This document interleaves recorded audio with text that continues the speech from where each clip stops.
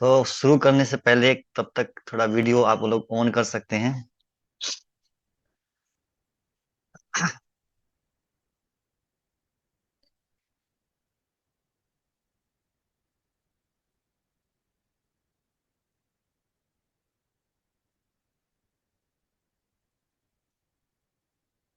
Only 20 video on. 50% भी on नहीं है।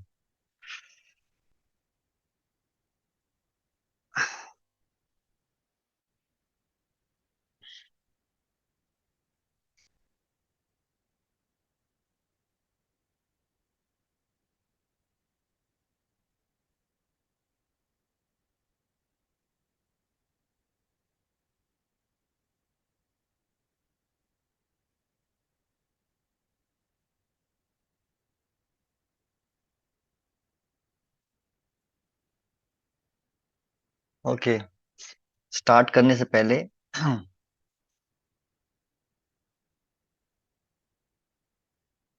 जिन्होंने होमवर्क किया, होमवर्क दिया था, they can raise their hands. Digital hand. जिन्होंने होमवर्क किया।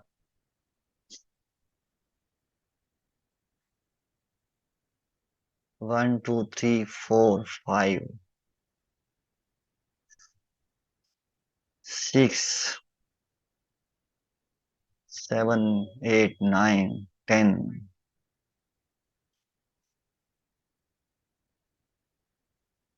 10 11। Only 11।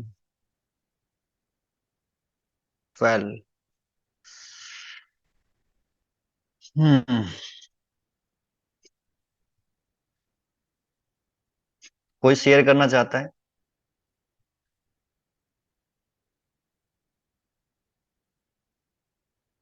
Anyone want to share? या, you can mute, yes. Hare Krishna Prabhu ji. Hare Krishna. हाँ, तो हाँ, एक मिनट पहले दूसरा वाला मैं बोलूंगी क्योंकि मुझे गुस्सा जनरली बहुत आता है। तो जनरली मुझे जब गुस्सा आता है वो रीजन यही होता है कि जो मैं रही हूँ सामने वाले से वो पूरा नहीं होता। लाइक सपोज मैं चाहे मतलब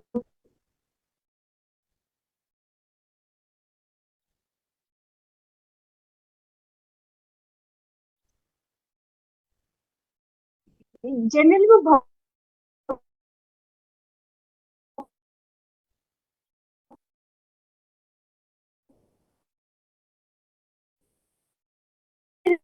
लाइक नाम जब तो मेरी मम्मी को भी बोलती हूँ important है, ऐसे तो दूसरा तो मैंने स्टार्ट किया है कि मैंने पूरा दिन का जो कार्य किया वो मैं भगवान को बोल देती हूँ, कृष्णा आपके पैर में समर्पण है, आप देख लीजिए। ये मेरा सांसारिक कार्य रूपी भजन स्वीकार करिए ऐसे।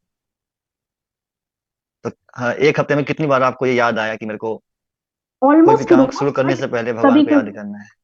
शुरू करने से पहले तो नहीं, सपोज बीच में याद आ रहा जाता था तो मैं ओके। क्या करती थी, बीच में जितना हो गया उतना, उसके बाद काम जब कंप्लीट हो जाता है वो फिर दोबारा कर। हरे कृष्णा।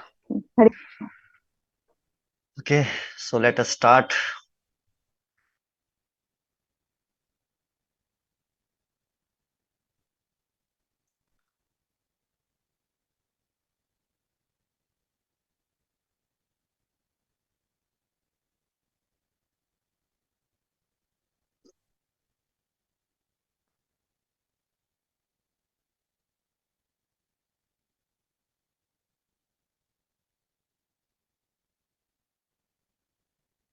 ओम Recording in progress. ज्ञानतिमिरन्धस्य ज्ञानञ्जनशलाकया चक्षुरुन्मीलितं येन तस्मै श्रीगुरवे नमः। श्रीचैतन्यमनोभीष्टं स्थापितं येन भूतले स्वरूपकदा मह्यं ददाति स्वपदान्तिकं। वन्देऽहं श्रीगुरोः श्रीयुतपदकमलं श्रीगुरून् वैष्णवांश्च श्रीरूपं साग्रजातं सहगण रघुनाथान्वितं तं सजीवं साद्वैतं सावधूतं परिजनसहितं कृष्ण चैतन्य देवम् श्री राधा कृष्ण पादान सहगण ललिता श्री विशाखान्वितांश्च हे कृष्ण करुणा सिंधु दीन बंधु जगतपते गोपेश गोपिका कांत राधा कांत नमोस्तुते। तप्त कांचन गौरांगी राधे वृंदावनेश्वरी वृषभानुसुते देवी प्रणमामि हरिप्रिये। वाञ्छाकल्पतरुभ्यश्च कृपा सिन्धुभैव च पतितानां पावनेभ्यो वैष्णवेभ्यो नमो नमः। जय श्री कृष्ण चैतन्य प्रभु नित्यानंद श्री अद्वैत गदाधर शिवासादि गौर भक्त वृंद। हरे कृष्णा कृष्णा कृष्णा हरे हरे, हरे राम राम राम हरे हरे। नमो विष्णुपदाय कृष्ण पृष्ठाय भूतले श्रीमते भक्ति वेदांत स्वामिनि नामिने। नमस्ते सारस्वते देवे गौरवाणी प्रचारिणे निर्विशेष शून्यवादी पाश्चात्य देश तारिणे। हरे कृष्णा। तो शुरू करने से पहले एक बार रिकैप करते हैं और उसके बाद एक प्रश्न के साथ में शुरुआत होगा। सो रिकैप, हमने सुना था सेकंड चैप्टर में कि धृतराष्ट्र की झूठी आशा कि अब तो मेरे पुत्र की विजय हो जाएगी क्योंकि अर्जुन तो युद्ध करने से मना कर रहा है। उस आशा को संजय ने काटा, भगवान का नाम पुकार के मधुसूदन, कि भगवान जिस प्रकार से मधु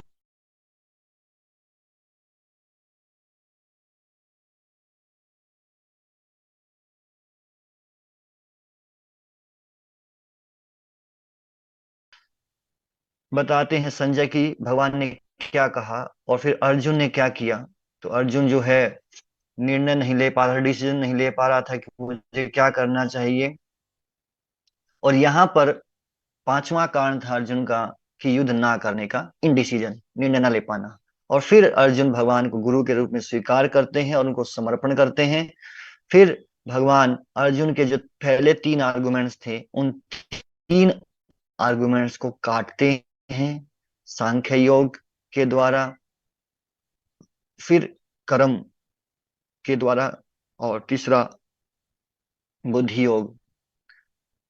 और फिर अर्जुन स्थित प्रज्ञ व्यक्ति के बारे में जिज्ञासा करते हैं और भगवान फिर स्थित प्रज्ञ व्यक्ति के बारे में बताते हैं कि उसके क्या लक्षण हैं और कैसे कार्य करता है और उसकी डेस्टिनेशन क्या होगी। अब भगवान जब स्थित प्रज्ञ व्यक्ति के बारे में बताते हैं तो उन्होंने एक प्राणी की उपमा दी थी, एक उदाहरण दिया था कि इस प्राणी की तरह जो है स्थित प्रज्ञ व्यक्ति अपनी सेंसेस को कंट्रोल करता है। वो कौन सा प्राणी था?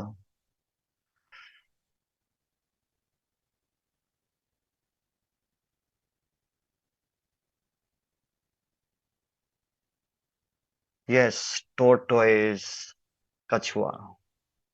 Very good. तो भगवान उदाहरण देते हैं कछुए का, कि जिस प्रकार से कछुआ अपनी इंद्रियों को सिकोड़ लेता है, अपने हाथ पैर और जो गर्दन है उसको अपनी खोल के अंदर कर लेता है, उसी प्रकार से स्थित प्रज्ञ व्यक्ति जब वो देखता है कि ये मेरी इंद्रियां जो हैं वो इंद्रिय विषयों की ओर आकर्षित हो रही हैं तो उनको वहां से खींच लेता है। लेकिन कह रहा इतना खींचना ही कामयाब नहीं है, इतना काफी नहीं है, उसको कहीं ना कहीं इंगेज करना पड़ेगा, है ना। आप किसी, तो इसलिए हमने हायर टेस्ट के बारे में चर्चा किया था कि जब तक हम हायर टेस्ट नहीं मिलेगा हम लोअर टेस्ट को नहीं छोड़ सकते। अभी तक हमने जाना कि जैसी हमारी पहचान होती है उसी के अनुसार हमारे विचार होते हैं और उसी के अनुसार हम फिर कार्य करते हैं। तो अब हमारी दो प्रकार की पहचान है, एक हम अपने आप को शरीर मानते हैं, दूसरा हम अपने आप को आत्मा के रूप में जानते हैं। तो इन दोनों में से कौन सी हमारी पहचान जो है वो परमानेंट है?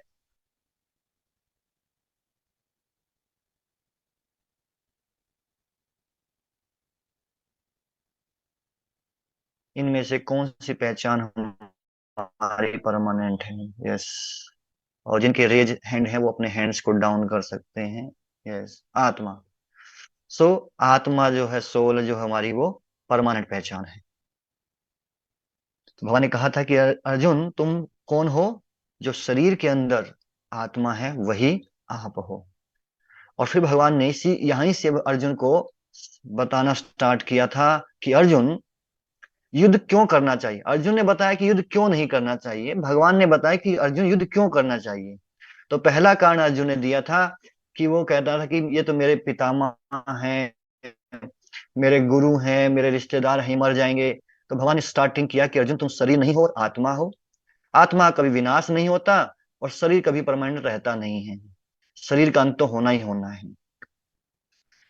फिर दूसरा रीजन भगवान ने दिया कि अर्जुन ये तुम्हारा क्या है, धर्म है, स्वधर्म है। अब यहाँ पर जब भगवान कहते हैं स्वधर्म, तो ये धर्म किसका धर्म बताया, शरीर का या आत्मा का? जब भगवान ने कहा कि अर्जुन ये तो तुम्हारा ड्यूटी है, ये तो तुम्हारा धर्म है, तो वो शरीर का धर्म था या आत्मा का? कुछ कह रहे हैं शरीर का, कुछ कह रहे हैं आत्मा का। ओके। तो वो वास्तव में ये जो स्वधर्म है, ये हमारे शरीर का था। अर्जुन कह रहे थे तुम क्षत्रिय हो अर्जुन, क्षत्रिय के होने के नाते युद्ध करना तुम्हारा कर्तव्य है, सो डू योर ड्यूटी, है ना। तो इसलिए भगवान ने कहा था कि देखो अर्जुन, तुम अगर युद्ध करोगे ना, तो तुम जीतो या हारो, दोनों स्थिति में आपको फायदा होने वाला है, विन विन सिचुएशन है। अगर जीत गए तो आपको साम्राज्य मिलेगा, और अगर आप हार गए तो फिर स्वर्गलोक में जाओगे। मर हारने का मतलब कि मर जाओगे, और मरने पे स्वर्गलोक में जाओगे। तो भौतिक सुख तो आपको दोनों ही स्थिति में मिलेगा। अर्जुन ने कहा था मुझे सुख की हानि होगी, भगवान ने कहा सुख की हानि नहीं, सुख की प्राप्ति होगी। तीस, तीसरा, फिर भगवान ने अर्जुन अर्जुन ने कहा था मुझे पाप लगेगा, भगवान ने कहा अर्जुन अगर आप अपनी ड्यूटी को एज ए ड्यूटी करोगे तो आपको पाप नहीं लगेगा, कर्तव्य करने की भावना से अगर युद्ध करोगे तो आपको पाप नहीं लगेगा। तो ये तीन आर्गुमेंट्स थे अर्जुन के, जिनको भगवान ने काटा और बताया कि आपको युद्ध क्यों करना चाहिए। अब दूसरा अध्याय जहां खत्म होता है, भगवान अर्जुन को बता दिए सारा। फिर अर्जुन थोड़ा सोच में पड़ जाता है। भगवान भी बोलना स्टार्ट नहीं करते, वेट करते हैं कि अर्जुन क्या कर रहा है। अभी अर्जुन के मन में डाउट है अभी कि क्लियर हो गया जो मैंने बता दिया उससे। तो फिर अर्जुन सोच समझ करके कुछ बोलता है, कुछ जिज्ञासा करता है। अर्जुन कहता है, अर्जुन उवाचो जयसी चेत कर्मणस्ते मता बुद्धि जनार्दन तत्किम कर्मणि घोरे माम नियोजसी केशव। अर्जुन ने कहा, हे जनार्दन, हे केशव, यदि आप बुद्धि को सकाम कर्म से श्रेष्ठ समझते हैं तो फिर आप मुझे इस घोर युद्ध में क्यों लगाना चाहते हैं।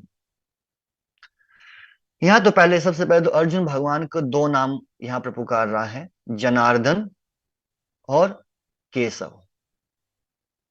कोई आप में से बताना चाहता भगवान का नाम जनार्दन क्यों है? भाई Krishna ji called Janardan. Let us C.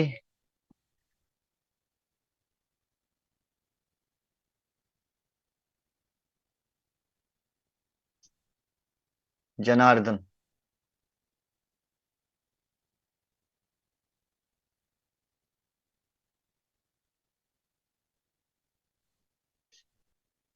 We have got some response. Everyone guide, जो लोगों को जन्म दे। जरा राक्षस का वध किया था। Okay, very interesting. So Janardan means जो जन के कष्टों को दूर करे, यानी कि जो लोगों की सहायता करने वाले हैं, ही इज कॉल्ड जनार्दन, है ना। उनका भला करने वाले हैं। कृष्ण कह रहे हैं, अर्जुन कह रहा है कि कृष्ण आप तो जनार्दन हो, आप तो लोगों का भला करने वाले हो, अच्छा अ, उनके बारे में सोचने वाले हो, फिर आप ऐसा युद्ध क्यों करवाना चाहते हो जहां लोग मरेंगे। और फिर बाद में कहता है अर्जुन, केशव। केशव का अर्थ, कई अर्थ बताए हैं, अलग अलग आचार्यों ने केशव के कई सारे अर्थ बताते हैं। तो एक अर्थ है केशव का कि भगवान के जिनके केस जो है घुंघराले हैं। तो अर्जुन कहते हैं कि कृष्ण जैसे आपके बाल हैं वैसी आपकी बातें हैं, है ना। थोड़ा टेढ़ी मेढ़ी बातें कर रहे हैं आप, थोड़ा साफ साफ मुझे नहीं बता रहे हैं। तो भगवान बोले कौन सी बात आपको नहीं बताई। तो अर्जुन कहता है कि पहले तो आप कहते हो कि घोर कर्म में नहीं लगना चाहिए। घोर कर्म मतलब ऐसे कर्म जिनसे किसी का बुरा होता हो, नुकसान होता हो, है ना। तो पहले तो आप कह रहे हैं कि घोर कर्म नहीं करने चाहिए, फिर आप कहते हो कि युद्ध करो। तो ये दोनों स्टेटमेंट्स जो हैं आपकी, ये थोड़ी टेढ़ी टेढ़ी लग रही है, सीधी नहीं लग रही, कंफ्यूजिंग लग रही है, एक दूसरे को कॉन्ट्राडिक्टरी लग रही हैं। तो फिर इसलिए अर्जुन पूछता है कि यदि आप बुद्धि को सकाम कर्म से श्रेष्ठ समझते हैं, सकाम कर्म का मतलब जो कर्म किए जाते हैं किसी कामना के साथ में, है ना? और यहाँ पर बुद्धि योग के बारे में बता रहे हैं, तो फिर आप मुझे ऐसे कर्म में क्यों लगाना चाहते हैं? आप कह रहे हैं ना, बुद्धि से अगर मैं रिनाउंस कर लूंगा तो ज्यादा बेटर रहेगा, लेकिन आप कह रहे हो कि मेरे को युद्ध करना चाहिए, इसलिए मैं समझ नहीं पा रहा हूं। और फिर अर्जुन कहता है कि आपके जो वाक्य हैं वो क्या है, व्यामिश्रेण वाक्य हैं, आपकी बातें थोड़ी उलझाने वाली हैं, इसीलिए माई रिक्वेस्ट इज दिस, कि आप मुझे एक बार बताइए मुझे करना क्या है। आप कह रहे ऐसा होता है, ये कर सकते हैं, फिर ये भी होना चाहिए, ये भी होना चाहिए। नहीं नहीं, मैं को सिर्फ एक बताइए मुझे क्या करना चाहिए, सिंगल पॉइंट बताइए, मेरे लिए क्या सही है वो मुझे वो बता दीजिए, एक बार बता दीजिए। क्योंकि अर्जुन सोच रहा था कि यहाँ पर जो भगवान कह रहे हैं सकाम कर्म और बुद्धि, तो एक कर्म का रास्ता, एक त्याग का रास्ता, कि भैया जिसको ज्ञान होगा, नॉलेज आएगा, तो व्यक्ति संसार को त्याग देगा या संसारिक कार्यों को त्याग देगा। दूसरा है जो कर्म के रास्ते पर है तो अपने कर्म को करेगा। तो ये दोनों रास्ते अलग अलग हैं, ऐसा अर्जुन सोच रहे थे, ऐसा मान रहे थे। इसीलिए कह रहे हैं कि मुझे क्लियर करके बता दीजिए मुझे क्या करना है।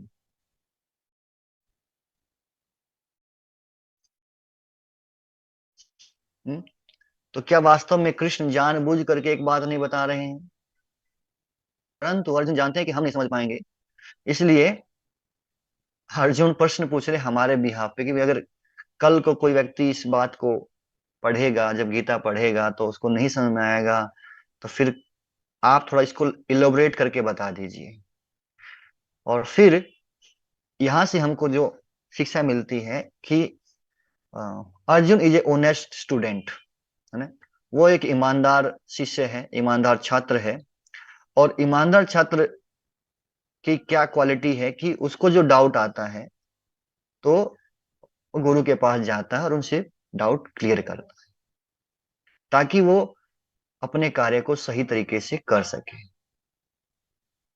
और डाउटफुल रहेगा कि क्या करना है क्या नहीं करना, तो वो कार्य को पूरी ईमानदारी के साथ, पूरी लगन के साथ नहीं कर पाएगा। तो अब भगवान अर्जुन को बताना स्टार्ट करते हैं कि अर्जुन देखो, आप क्या सोच रहे हो, दो प्रकार के लोग हैं, एक कर्म योगी है, एक ज्ञान योगी है। कर्म योगी जो है वो अपने निर्धारित काम को करते हैं, और ज्ञान योगी जो है वो कर्म का त्याग कर देते हैं। तो Arjun, what is your understanding? तो अर्जुन कहता है माई अंडरस्टैंडिंग इज कि ये दो अलग अलग व्यक्ति हैं, अलग अलग रास्ते हैं, और इन रास्तों से जो जाएगा वो अलग डेस्टिनेशन पे पहुंचेगा। दोनों के अलग डेस्टिनेशन है। तो कृष्ण कहते हैं नहीं अर्जुन, यू आर रॉन्ग। ये दोनों की डेस्टिनेशन क्या है, वो एक ही है, दैट इज सेल्फ रियलाइजेशन, आत्म साक्षात्कार। बट रास्ते अलग अलग हैं, या यूं कह सकते हैं कि रास्ता भी एक है, पर उसमें बीच बीच में स्टॉपेज अलग अलग है। एक ही, क्योंकि आगे हम देखेंगे इसके बारे में, थोड़ा सा आगे बताया जाएगा कि किस प्रकार से ये एक ही रास्ते पे आते हैं। रास्ता एक है, स्टॉपेज आर डिफरेंट है, लेकिन लक्ष्य इन दोनों का एक ही है। फिर भगवान कहते हैं कि अर्जुन, क्योंकि अर्जुन समझ में आ गया क्या, अर्जुन कहता है कि जहां तक मुझे समझ है, मैं तो यही जानता हूं कि यदि कोई व्यक्ति कर्म करता है, कोई कार्य करता है, तो उस कर्म का उसको फल मिलता है। ओके, भाई बोले यस।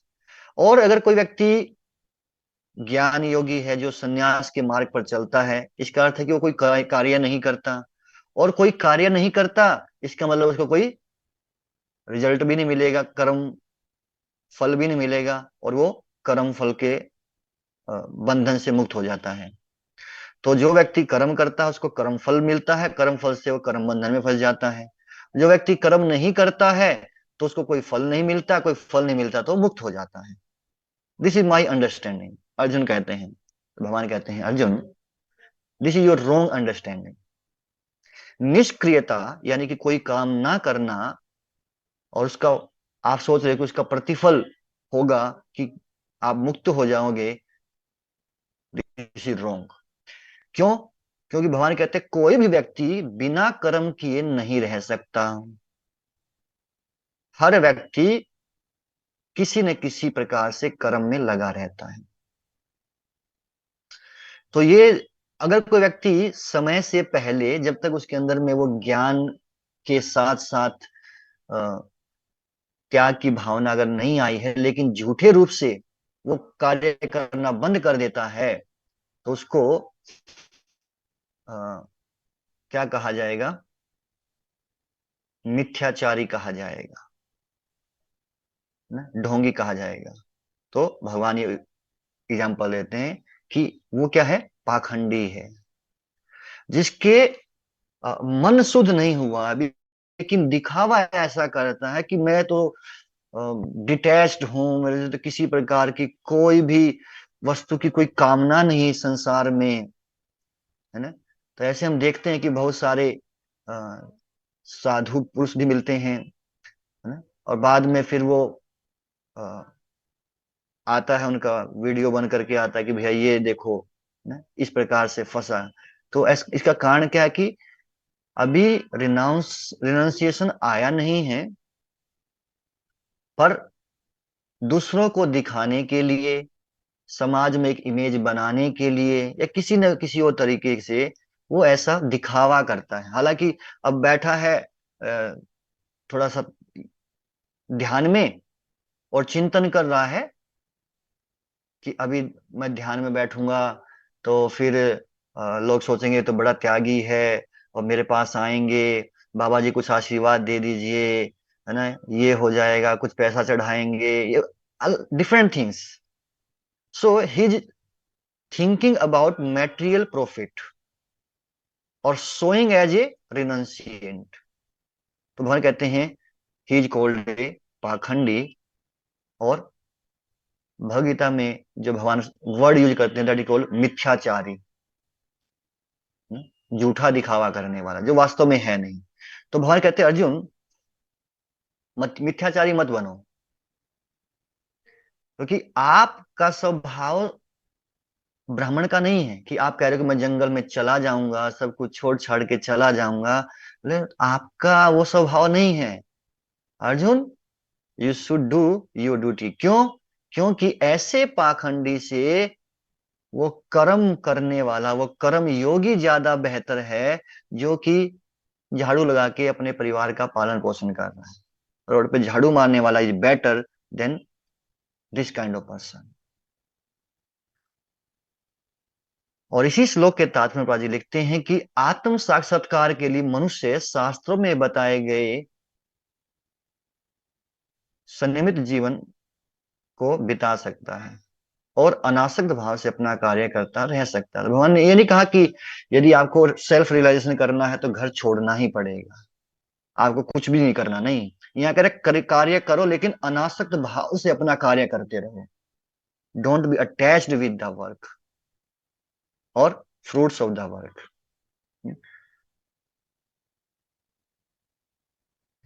इसलिए कह रहे हैं कि जो आध्यात्मिकता है या धार्मिकता है, ये कोई दिखावे के लिए नहीं है। I am a spiritual person, no, ये कोई फैशन नहीं है। This is our duty.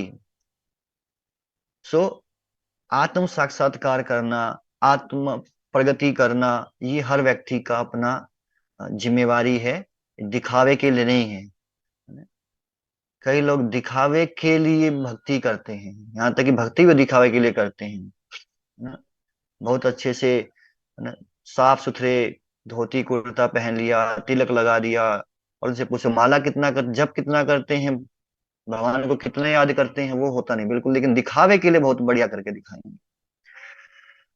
इसलिए हे अर्जुन, तुम अपने कर्म को करो, क्योंकि अपना निर्धारित कर्म करने से आपको कर्म बंधन नहीं लगेगा। तो अर्जुन कहता लेकिन मैंने तो यही सुना है ना कि every action have equal and opposite reaction. कर्म करोगे तो कर्म फल मिलेगा और उससे बंधन होगा। भगवान कहते हैं कर्म करने से होगा ना अर्जुन, तुम कर्म योग करो। तो अर्जुन बोला कर्म योग क्या होता है? अब ये कर्म और कर्म योग में क्या अंतर आ गया? तो भगवान कहते हैं कर्म योग का अर्थ है कि तुम कर्म करो लेकिन परिणाम के लिए नहीं, फल के लिए नहीं करो। तो किस लिए करूं? कर्तव्य के रूप में कर्म करो, एज ए ड्यूटी करो। और किसके लिए करो? यज्ञ के लिए करो। और यज्ञ का अर्थ है भगवान विष्णु, तो भगवान विष्णु की संतुष्टि के लिए तुम कर्म करो। और इस प्रकार तुम करोगे तो तुम कर्म बंधन से मुक्त हो जाओगे। कर्म होगा लेकिन बंधन नहीं होगा। इसी बात को भगवान भगवगीता में इस प्रकार से कह रहे हैं, यज्ञात् कर्मणो अन्यत्र लोकोऽयं कर्म बंधनः तदर्थम कर्म कौन्तेय मुक्त संग समाचर। कि हे अर्जुन, यदि कोई व्यक्ति यज्ञ के रूप में कर्म करता है भगवान विष्णु के लिए, तो वो कर्म बंधन में नहीं बनता। उसके अलावा कोई कैसा भी कर्म करे वो कर्म बंधन डालने वाला है। इसलिए हे अर्जुन, हे कुंती पुत्र, तुम क्या करो? उनकी प्रसन्नता के लिए अपने नियत कर्म करो। जैसे हमने पिछली बार जो होमवर्क दिया था कि भैया आप कोई भी कर्म कर रहे हो तो क्या करो? भगवान को याद करके आपके लिए कर रहा हूं। तो ये क्या हो जाएगा? कर्म योग आ गया। तो इस प्रकार से तुम कर्म बंधन से मुक्त रहोगे। तो अर्जुन का प्रश्न आता है कि यज्ञ के लिए क्यों कर्म करना चाहिए? तो भगवान कहते हैं क्योंकि ये भगवान विष्णु ने अभी तक अपने आप को रिवील नहीं किया है भगवान ने कि मैं ही वो हूं। लेकिन अभी कह रहे हैं कि भगवान विष्णु, उन्होंने एक ऐसा सिस्टम बनाया है कि यदि कोई व्यक्ति अपनी इच्छाओं की पूर्ति करना चाहता है तो उसको इस सिस्टम को फॉलो करना चाहिए। तो वो सिस्टम क्या बनाया? कहते हैं कि दो प्रकार के जीव हैं, एक कहलाते हैं मनुष्य, दूसरे कहलाते हैं देवता। तो सिस्टम ये है कि मनुष्य को यज्ञ करना चाहिए, और जब यज्ञ करता है तो उससे देवता प्रसन्न हो जाते हैं। और जब देवता प्रसन्न होते हैं तो वो मनुष्यों को वो देते हैं जो मनुष्यों को चाहिए। जो भी उसकी भौतिक आवश्यकताएं हैं, भौतिक इच्छाएं हैं, वो पूरी कौन करेगा? देवता करेंगे। इसलिए मनुष्य को देवताओं के लिए कुछ करना चाहिए और देवता फिर उसके बदले में उसको देंगे। अब प्रश्न ये उठता है कि ये देवता होते कौन हैं? तो बताना चाहेगा? देवता, देवता कौन कहलाते हैं?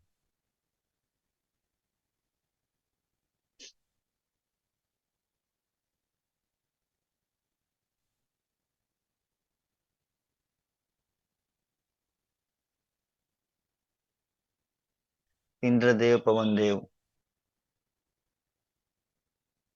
रेजिडेंट स्वर्ग लोक का, जो परोपकार के लिए कार्य करते हैं। देवता, डेमिगोड्स हु कैन कंट्रोल और एडमिनिस्ट्रेशन। यस। सो देवता क्या है? भगवान जिस प्रकार से गवर्नमेंट है ना, तो गवर्नमेंट में क्या होता है कि अलग अलग डिपार्टमेंट्स बनाए जाते हैं, है ना। और उन डिपार्टमेंट्स के कुछ डिपार्टमेंट हेड नियुक्त किए जाते हैं कि भाई इस डिपार्टमेंट को आपको देखना है। अगर इस डिपार्टमेंट में कोई प्रॉब्लम आती है तो व्यक्ति आपके पास में आएगा। ये आपकी जिम्मेवारी है कि ये डिपार्टमेंट अच्छे से चले, है ना? जैसे फाइनेंस डिपार्टमेंट है,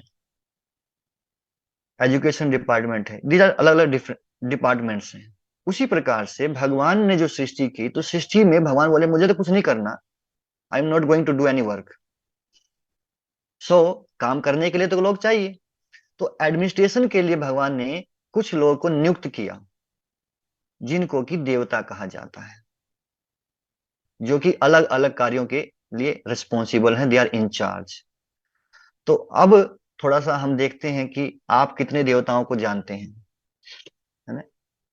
थोड़ा रैपिड फायर, जैसे हमने पहले किया था इंट्रोडक्शन में, ऐसे ही कुछ पूछते हैं। बुद्धि के देवता कौन है? इन चार्ज ऑफ इंटेलिजेंस, बुद्धि। बुद्धि के हैं Ganesh ji. Very good. Yes. और विद्या के एजुकेशन मिनिस्टर कौन है? हम- Saraswati ji. Yes. Now light, प्रकाश के सूर्यदेव, सूरज, सन। ओके। तो सूर्य और चंद्रमा दोनों ही हैं, दिन में सूर्य, रात को चंद्रमा। नेक्स्ट इज, जल के देवता कौन है? जल के देवता हैं वरुण देव। Very good. और न्याय के दंड देने का अधिकार जिसको मिला हुआ है, his Shanidev, Yamdev, Durga Devi. Okay. So Yamraj is the incharge. And last, who is the incharge of air, हवा? हवा के देवता कौन है? वायुदेव, पवन देव। यस। सो आप तो बहुत कुछ जानते हैं। And who is the incharge of finance, finance department?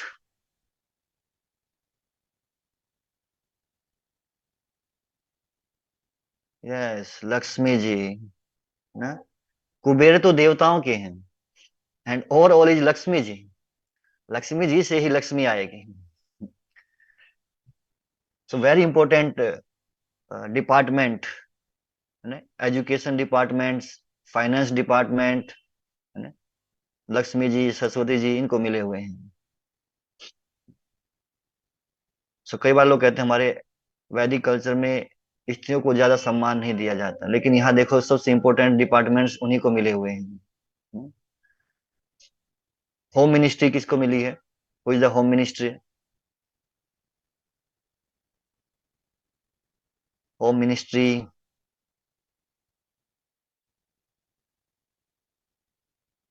Yes, Durga ji है ना।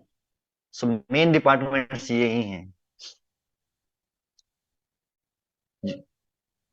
तो अर्जुन का अगला प्रश्न आता है कि ठीक है, अ, जो यज्ञ करते हैं तो उनकी इच्छाओं को देवता पूरा कर देते हैं, ठीक है? बोले हाँ। तो जो यज्ञ नहीं करता उसके बारे में आपका क्या कहना है? तो भगवान बोले वो तो एक नंबर का चोर है। अब कहीं चोर कैसे? कि भाई अगर आप किसी से कुछ सामान लेते हो और बदले में कुछ नहीं देते हो तो क्या कहलाएंगे? या आप किसी के पास जाते हो, दुकान पे गए आप, और वहां से आपने कुछ सामान उठा लिया और आ गए, तो वो व्यक्ति क्या बोलेगा? अरे चोरी करके लेके जा रहा है, क्यों? क्योंकि दिस इज माई प्रॉपर्टी। आपको अगर ये चाहिए तो इसके बदले में कुछ कीमत चुकानी पड़ेगी। तो भगवान कहते हैं जो यज्ञ नहीं करता, जो इस सिस्टम को फॉलो नहीं करता, मैंने जो सिस्टम बनाया है, वो चोर कहलाता है। और इसीलिए भगवान कहते हैं क्या? भोग अर्पण करना। कि जो कुछ भी हमको इस सृष्टि से मिल रहा है वो हमने नहीं बनाया। हवा हमें मिल रही है, पानी हमें मिल रहा है, लाइट हमें मिल रहा है। बिना हवा पानी लाइट के हम कुछ खाने का भी उत्पन्न नहीं कर सकते। सोचे हम अनाज उगाएंगे, भाई अनाज उगाने के लिए भी आपको मिट्टी चाहिए, जल चाहिए, वायु चाहिए, लाइट चाहिए, सब चाहिए। तो ये कौन आता, कहाँ से आया? देवताओं के द्वारा। तो इसलिए कहने की क्या करना चाहिए? भोग। भगवान कहते हैं कि जो बिना भोग लगाए भोजन करता है वो वास्तव में पाप खाता है, and he is like a thief. वो भी चोरी है, क्योंकि भगवान से ले तो रहा है लेकिन बदले में कुछ दे नहीं रहा है। ही इज नॉट ऑफरिंग। तो इसलिए कंसेप्ट है कि हम जो भी खाते हैं क्या भगवान को अर्पण करके खाना चाहिए, ऑफरिंग टू हिम। और इसके ऊपर एक रिसर्च हुआ। यह ऑथर पॉल रोडनी टर्नर, इन्होंने एक किताब लिखी है, food yoga, nourishing body mind and soul. इसमें क्या बता रहे हैं? अगर हमें हेल्दी और हैप्पी लाइफ जीनी है तो उसके लिए हमें अपने भोजन के ऊपर ध्यान देना होगा। क्या ये सुना होगा कि जैसा होगा अन्न वैसा होगा मन, है ना? तो हमारे मन के ऊपर प्रभाव पड़ता है। तो अगर हम भगवान को भोग ला के खाते हैं, ऑफर करके खाते हैं, तो उससे हमारा प्योरिफिकेशन होता है। तो इस बुक में ये व्यक्ति जो है, इसके ऊपर में बताता है कि कैसे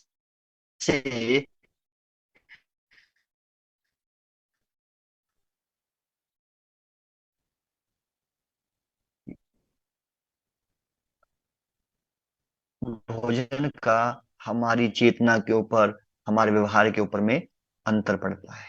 यज्ञ चक्र जो है, एक साइकिल जो है, उस व्यक्ति को क्या करना चाहिए, उसके निर्धारित कर्तव्य क्या हैं, और जब व्यक्ति उन निर्धारित कर्तव्यों को करता है तो वो कहलाता है यज्ञ।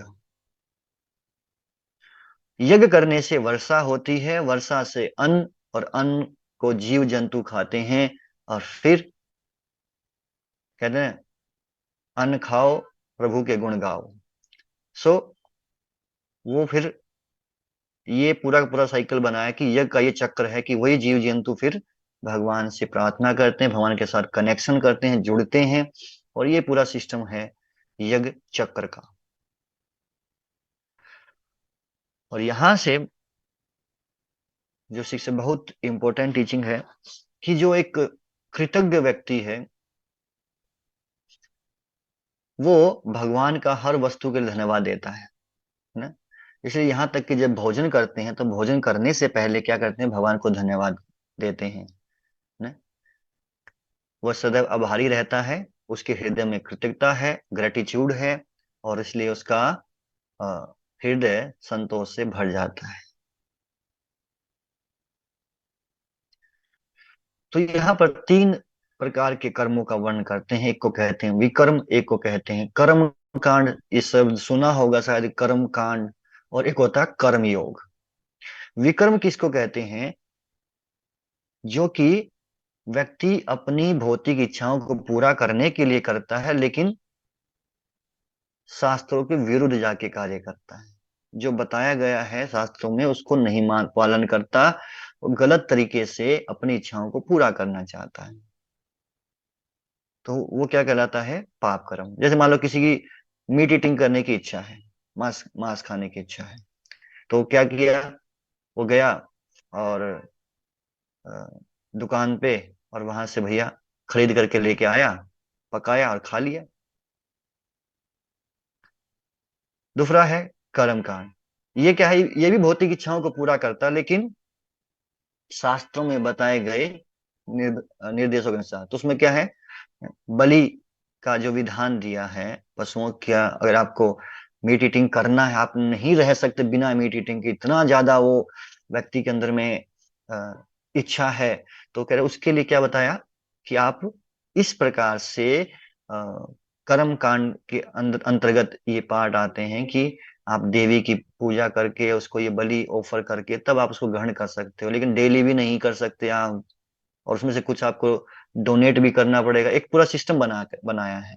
तो कर्म कांड, तो कर्म कांड को अगर आप थोड़ा सा और समझना चाहते हैं, तो ये क्या करता है, कर्म कांड हमारी सेंस ग्रेटिफिकेशन को रेगुलेट करता है। देखिए इंद्रिय तृप्ति पहले भी हो रहा है, जिसको विकर्म कह रहे हैं, पर उसमें अनरेगुलेटेड है, कोई नियम पालन नहीं करता। पर कर्म कांड क्या करता है, हमारी रेगुलेटेड कर देता है हमारी इंद्रिय तृप्ति को।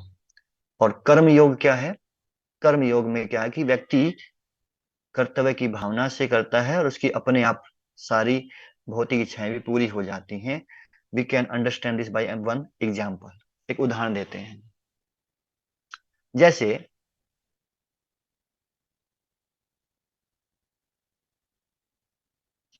एक बच्चा है, अब वो बच्चा जाता है, उसकी खाने की इच्छा हुई, है ना, उसकी चॉकलेट खाने की इच्छा हुई।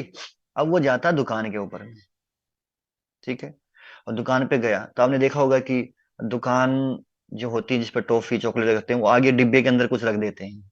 अभी बच्चा दुकान पे गया, इसने जा करके डिब्बा खोला, चॉकलेट उठाया और लेके भाग गया, और उसने खा लिया। तो ये क्या कहलाएगा, विकर्म। विकर्म, पाप किया उसने। उसने उससे परमिशन नहीं लिया, उससे पूछा नहीं है, उसको कुछ बदले में दिया नहीं है, खा लिया। सेकंड, अब वो बच्चा जो करता है, वो जाके पूछता है कि भाई मेरे को चॉकलेट खानी कितने की है, वो बोलता है 5 रुपए की। तो वो 5 रुपए उसको देता है, चॉकलेट लेता है और खा लेता है। तो देखिए, खाने की इच्छा उसकी अभी भी थी, पहले भी थी। ठीक है, पहले उसने बिना किसी से पूछे अपने मन से कर दिया काम। अब यहाँ उसने उसके बदले में कुछ पेमेंट किया है, कुछ दिया है। तो ये क्या कहलाता है? कर्म कांड।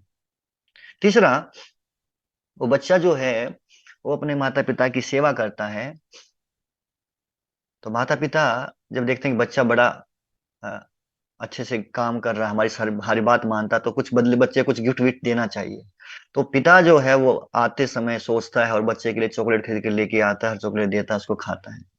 अब यहाँ उस बच्चे ने इच्छा नहीं किया कि मेरे को चॉकलेट चाहिए, बट क्योंकि उसने अपने माता पिता को सेटिस्फाई कर दिया, तो ऑटोमेटिकली क्या किया, उसकी वो इच्छा भी पूरी हो गई। उसको मांगने की आवश्यकता ही नहीं पड़ी। अब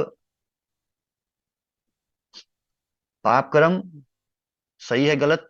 बिल्कुल गलत। कर्म कांड ठीक है, बट कर्म योग इज बेटर देन कर्म कांड। और इसको हम समझते हैं योगा लेडर से। इसको कहते हैं योग लेडर, योग सीढ़ी। कैसे? सबसे पहले व्यक्ति रहता है एनिमल लाइफ। एनिमल लाइफ का मतलब ये नहीं कि पशु पक्षी के रूप में है, पशु पक्षी तो है ही हैं। उसके अलावा जो व्यक्ति अनरिस्ट्रिक्टेड सेंस ग्रेटिफिकेशन करता है, इंद्रिय तृप्ति करता है, लेकिन जैसे वो एग्जाम्पल दिया था पहले विक्रम का, कि वैसे इंद्रिय तृप्ति करता जो उसके मन में आता शास्त्रों के विरुद्ध, तो वो कहलाती है एनिमल लाइफ। हालांकि मनुष्य के शरीर में है, लेकिन जीता क्या है? पशु की भांति है। फिर इसके ऊपर में आता है कर्म कांड। कर्म कांड क्या है कि अपनी इंद्रिय तृप्ति को थोड़ा रेगुलेटेड करता है। उसको बताया जाता है कि भाई अगर तुमको ये करना है तो ऐसे करो, ये करना है तो ये ऐसे करो, है ना। यहाँ पर स्पिरिचुअल लाइफ के बारे में कोई नॉलेज नहीं है उसको, बस अपनी इंद्रिय तृप्ति को थोड़ा सा एक कंट्रोल्ड वे में करता है। फिर आता है कि ऐसा करते रहने से उसके अंदर में स्पिरिचुअल लाइफ के प्रति कुछ जिज्ञासा उत्पन्न होती है, और तब वो कर्म कांड से पहुंच जाता है सकाम कर्म योग, कि वो स्पिरिचुअल लाइफ में कुछ बढ़ना चाहता है, लेकिन साथ ही साथ अभी तक उसकी भोग करने की इच्छा खत्म नहीं हुई है, कामनाएं अभी भी हैं।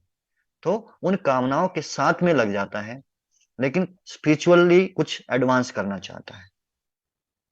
फिर धीरे धीरे जब वो इस प्रकार से स्पिरिचुअली एडवांस होता है, तो उसकी जो कामनाएं हैं, भोग की जो इच्छाएं हैं, वो भी खत्म हो जाती हैं, तो वो निष्काम कर्म योग के स्तर तक पहुंचता है। फिर निष्काम कर्म योग करते करते उसको जो ज्ञान होता है, चीजों को समझता है, तो फिर वो एक स्टेप ऊपर में आ जाता है। अब ज्ञान योग से व्यक्ति क्या कर सकता है? ब्रह्म रियलाइजेशन, ब्रह्म ज्योति जो बताया गया है, उसको प्राप्त कर सकता है ना। और ऐसे लोग क्या होते हैं, ज्ञान को इकट्ठा करना चाहते हैं, ज्ञान प्राप्त करना चाहते हैं। फिर इसके ऊपर में आता है अष्टांग योग। अष्टांग योग में योगी लोग क्या है, अपने हृदय के अंदर में वो परमात्मा के ऊपर ध्यान लगाना स्टार्ट करते हैं। अष्टांग योग को ध्यान योग भी कहा जाता है। वो कुछ योग शक्तियां प्राप्त करना चाहते हैं। अब ये अष्टांग योगी जो है, ये चाहे तो ब्रह्म ज्योति की ओर भी जा सकता है, और ये चाहे तो परमात्मा के परमात्मा का रियलाइजेशन भी कर सकता है। और इससे ऊपर में आता है भक्ति योग। अब ये तो था ग्रेजुअल, स्टेप बाय स्टेप, लेकिन इसमें दूसरा भी प्रोसेस है। दूसरा प्रोसेस क्या है कि एनिमल लाइफ तो सेम है, कर्म कांड भी सेम है, सकाम कर्म भी है, लेकिन जहां वो अब सकाम कर्म जब कर रहा है, उसके बाद निष्काम कर्म पर आने के बाद भक्तों का जब उसको संग मिल जाता है, किसी भक्त के संपर्क में आता है, और उसको होता है कि नहीं, जरूरी नहीं है, कहने का अर्थ है कि व्यक्ति निष्काम कर्म के बाद ज्ञान और अष्टांग पर जाए कोई जरूरी नहीं है। He can directly go to bhakti yoga. और इस भक्ति योगा का एक और दूसरा रूप भी है जिसको एक्सप्रेस एलिवेटर कहते हैं, कि जहां व्यक्ति पहले इंद्रिय तृप्ति करता था, एनिमल लाइफ की तरह ही रहता था, पर सेकंड स्टेप में ही अभी ना वो कर्म कांड में पहुंचा है, ना वो सकाम कर्म, ना निष्काम कर्म। सेकंड स्टेप में क्या होता है, वो किसी भक्त के संपर्क में आता है और उसकी बात सुनता है, उसको शरणागत होता है, गुरु को स्वीकार करता है, और यहां से उसकी भक्ति स्टार्ट। और ये क्या है, जैसे मान लो आपको 100 मंजिल की बिल्डिंग है, उस पर चढ़ना है, तो एक तो आप सीढ़ियों से जा रहे हैं, और एक होता है लिफ्ट से जाना। तो कौन सा इजी प्रोसेस हुआ? By lift. तो भक्ति योगा क्या है? By lift. आप तुरंत बहुत जल्दी अपने लक्ष्य को प्राप्त कर लोगे, है ना। तो यहाँ पर साधना भक्ति, भाव भक्ति, प्रेम भक्ति, दी आर डिफरेंट टाइप्स ऑफ भक्ति योगा। साधना भक्ति में क्या है कि कुछ रूल्स एंड रेगुलेशंस होते हैं। फिर भाव भक्ति में क्या आता है कि अब रूल्स रेगुलेशन नहीं फॉलो करने की जरूरत है, लेकिन फिर भी वो ऑटोमेटिकली उसके लिए नेचुरल हो जाता है। पहले उसको करना पड़ता है जबरदस्ती, सेकंड है अपने आप हो जाता है। फिर धीरे धीरे जब भगवान के प्रति वो अटैचमेंट बढ़ती जाती है, तो ही लव से। तो ये हम चाहें तो सीधा भक्ति योगी बन सकते हैं, या फिर ग्रेजुअली जा सकते हैं। तो जो है ना, लेकिन लक्ष्य एक ही है, चाहे हम किसी भी स्टेज पे क्यों ना हो। तो अर्जुन कहता है कि फिर जो त्याग करते हैं उनका कोई कर्तव्य नहीं होता क्या? तो भगवान कहते हैं हाँ, उनका कोई भौतिक कर्तव्य नहीं होता, क्योंकि उनकी भौतिक इच्छाएं नहीं होती। तो अर्जुन कहता है मेरी इच्छा तो मेरी भी नहीं है। मैंने आपको बताया ना कि मुझे ना तो साम्राज्य चाहिए, ना मुझे जीत चाहिए, ना कुछ भी नहीं चाहिए। मुझे भी, मैं भी जंगल में जाने के लिए तैयार बैठा हूं। तो भौतिक इच्छा तो मेरी भी नहीं है, तो फिर मैं क्यों कर्तव्य करूं? तो भगवान बोले तो कर्तव्य के लिए करो, ड्यूटी के लिए ड्यूटी करो। तो फिर अर्जुन कहता है क्या आज से पहले कभी किसी ने ऐसा किया है? कोई एग्जाम्पल है? तो भगवान कहते हैं यस, राजा जनक। राजा जनक जो हैं, he was a self realized person, और वो डिटैच्ड व्यक्ति था, लेकिन फिर भी वो कर्म करता है। तो इनके बारे में अ, आता है कि एक बार एक व्यक्ति वो सुनता है कि जनक है राजा, वो बड़ा डिटैच्ड व्यक्ति है। तो उसने सोचा कि डिटैच है तो राजा क्यों है, उसको तो छोड़ छाड़ के चले जाना चाहिए था। तो फिर वो राज्य का पालन कैसे कर रहा है अगर वो डिटैच है तो उसने बोला मैं जाके पूछता हूँ राजा से। तो राजा जनक के पास में आया, ऋषि था, ब्राह्मण था। तो राजा जनक ने उसको बिठाया, उसका स्वागत किया। तो बोले कि मैं आपसे कुछ पूछना चाहता हूँ। तो बोले बताइए। बोले मुझे ये बताइए कि मैंने सुना कि आप बहुत ही अनासक्त व्यक्ति हैं, आपको कोई मोह नहीं है, तो फिर आप इस साम्राज्य कैसे चलाते हैं? आपको तो छोड़ के चले जाने चाहिए सब कुछ।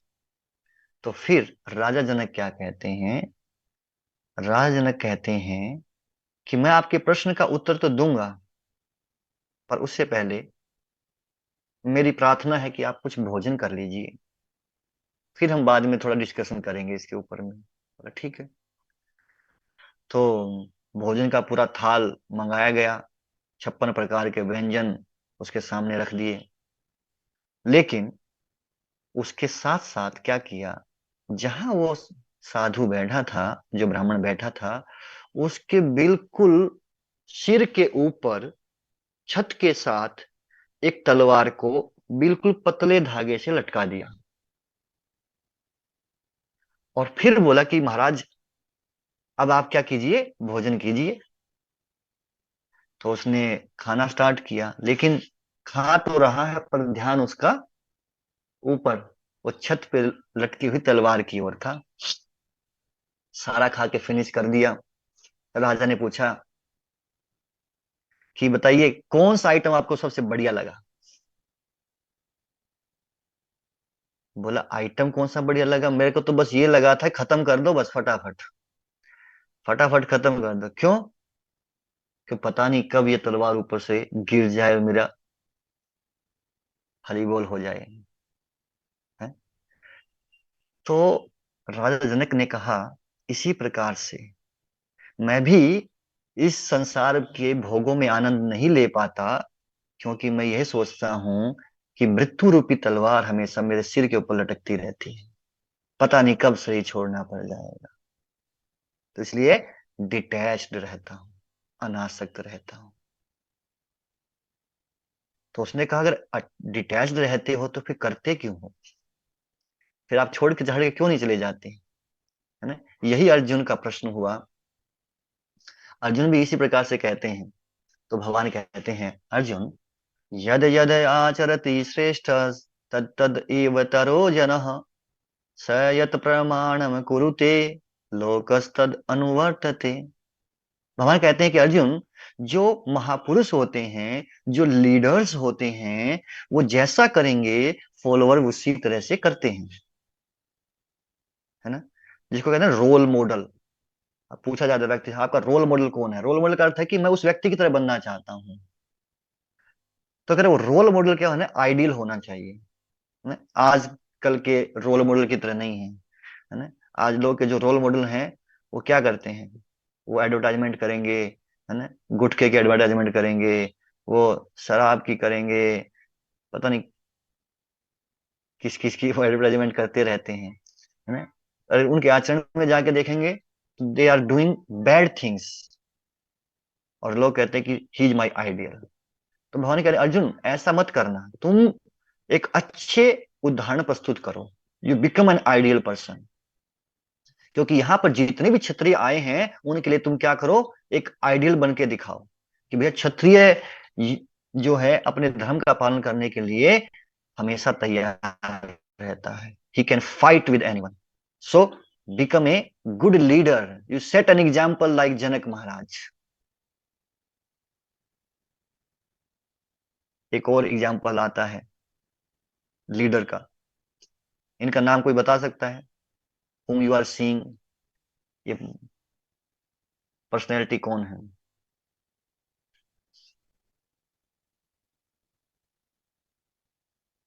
चाणक्य। क्या बात, सब बुद्धिमान लोग हैं।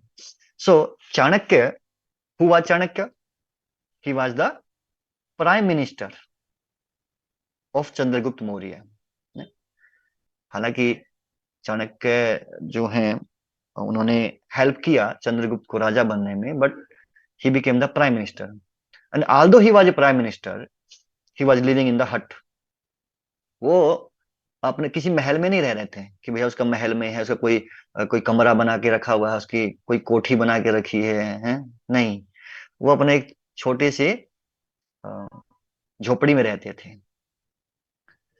सो एक व्यक्ति आता है चंद्रगुप्त मौर्य के पास में और उनसे पूछता है कि भैया मैंने सुना है कि आपका साम्राज्य बहुत बढ़िया चल रहा है, यहाँ के लोग बहुत ही कर्तव्य का पालन करने वाले हैं, ईमानदार लोग रहते हैं यहाँ पे। है ना? हमारी तरफ बेईमान नहीं है, चोर नहीं है। है ना? कि किसी का जेब से पेन भी गिर जाए तो उठा के रख लेंगे, पूछेंगे भी नहीं भाई आपका है। करे हमारी कंट्री में तो ऐसा होता है, आपके यहाँ बड़े ईमानदार लोग कैसे हैं? है? कैसे आप अपने राज्य का पालन करते हैं? पूरा सिस्टम कैसे आपने मैनेज करके रखा है? तो चंद्रगुप्त कहता है मुझे नहीं पता सिस्टम हुआ कैसे चल रहा है, सिस्टम पूछना है तो जाके हमारे प्राइम मिनिस्टर से बात कीजिए, हमारे गुरु से बात कीजिए, एंड ही चाणक्य। तो आप चाणक्य के पास जाइए। तो जो चाणक्य के पास में जाता है, चाणक्य कुछ काम कर रहे थे, ही वॉज राइटिंग समथिंग। तो ये व्यक्ति कहता है कि मुझे आपसे कुछ बात करनी है। तो चाणक्य कहते ठीक है आप बैठिए। है ना? और फिर चाणक्य जो काम क्या करता है, जिस लालटेन को जला करके वो काम कर रहा था, लालटेन जानते हैं, पहले पहले मोमबत्ती भी नहीं थी, तो लालटेन जो है तेल डालते थे उसके अंदर, और दीपक की तरह उसको यूज किया जाता था, लाइट की तरह, लाइट के लिए। तो उसने क्या किया, उसको बंद कर दिया और दूसरा लाइट लैंप जला दिया। दूसरा लालटेन या लैंप जो है जलाया, और ये पहले वाला बंद कर दिया। अब ये व्यक्ति देख रहा था कि कर क्या रहा है। दोनों के उसके अंदर तेल तो था, अभी खत्म तो नहीं हुआ था कि वो ये खत्म होने वाला हो तो इसलिए दूसरा चालू किया हो। तो चाणक्य बोले, हाँ बताइए आप क्या बात करना है। बोले, बात बाद में करूंगा, जो मैं करने आया था, पहले मुझे ये बताइए आपने ऐसा क्यों किया, कि जब एक लालटेन ऑलरेडी जल रहा था तो आपने दूसरा क्यों जलाया। तो चाणक्य कहते हैं, देखिए, जब आप यहां पर आए तो जो मैं काम कर रहा था वो मेरा नहीं था, वो गवर्नमेंट का वर्क था, राज्य का कार्य कर रहा था मैं। और ये जो आप देख रहे हो, लैंप देख रहे हो, इसके अंदर जो तेल डलता है ना, इसका खर्चा कौन देता है, गवर्नमेंट के द्वारा दिया जाता है ना।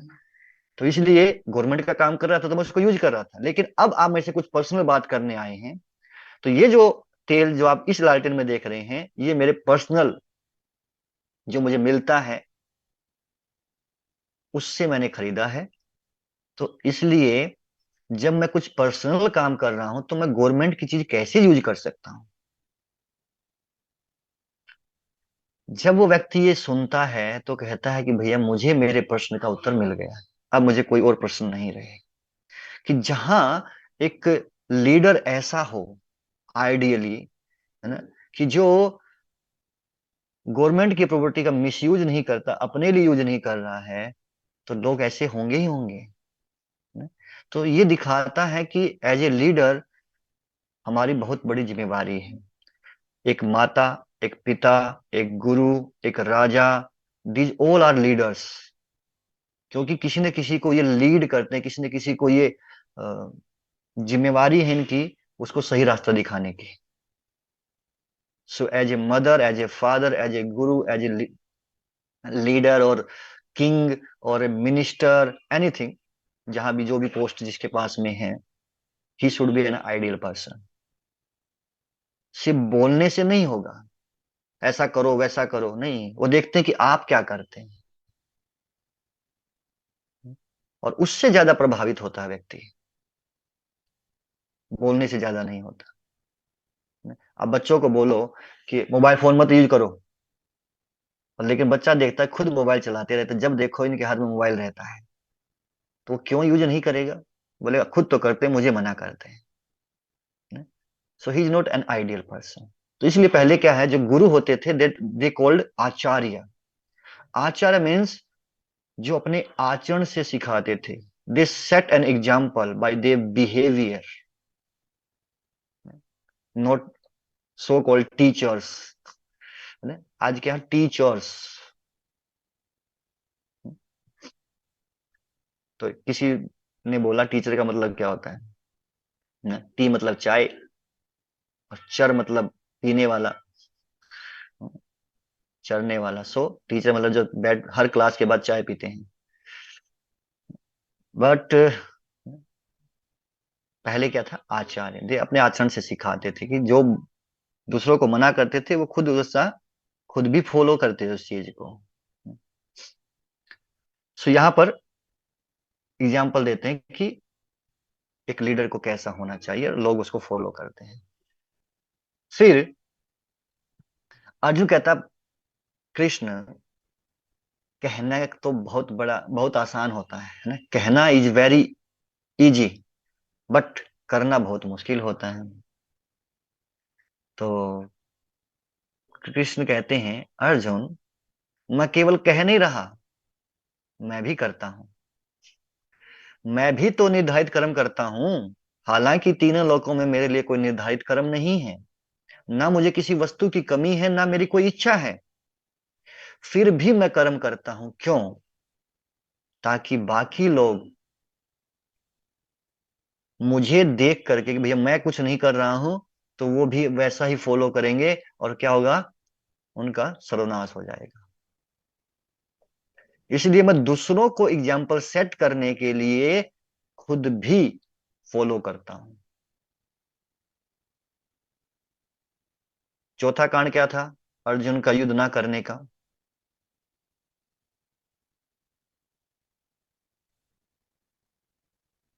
अर्जुन का युद्ध ना करने का चौथा कारण कुल का विनाश। यस। सो भगवान कहते हैं अर्जुन, तुम कहते हो कि कर्तव्य करोगे, अगर युद्ध करोगे तो कुल का विनाश होगा। मैं कहता हूं अगर नहीं करोगे तो कुल का विनाश होगा। इसलिए तुम कर्तव्य करो, भले ही तुम्हें पसंद हो या ना हो, क्योंकि ऐसा नहीं करना वास्तव में विनाशकारी है। ठीक है अर्जुन? तो अर्जुन कहता ठीक है ये बात तो, लेकिन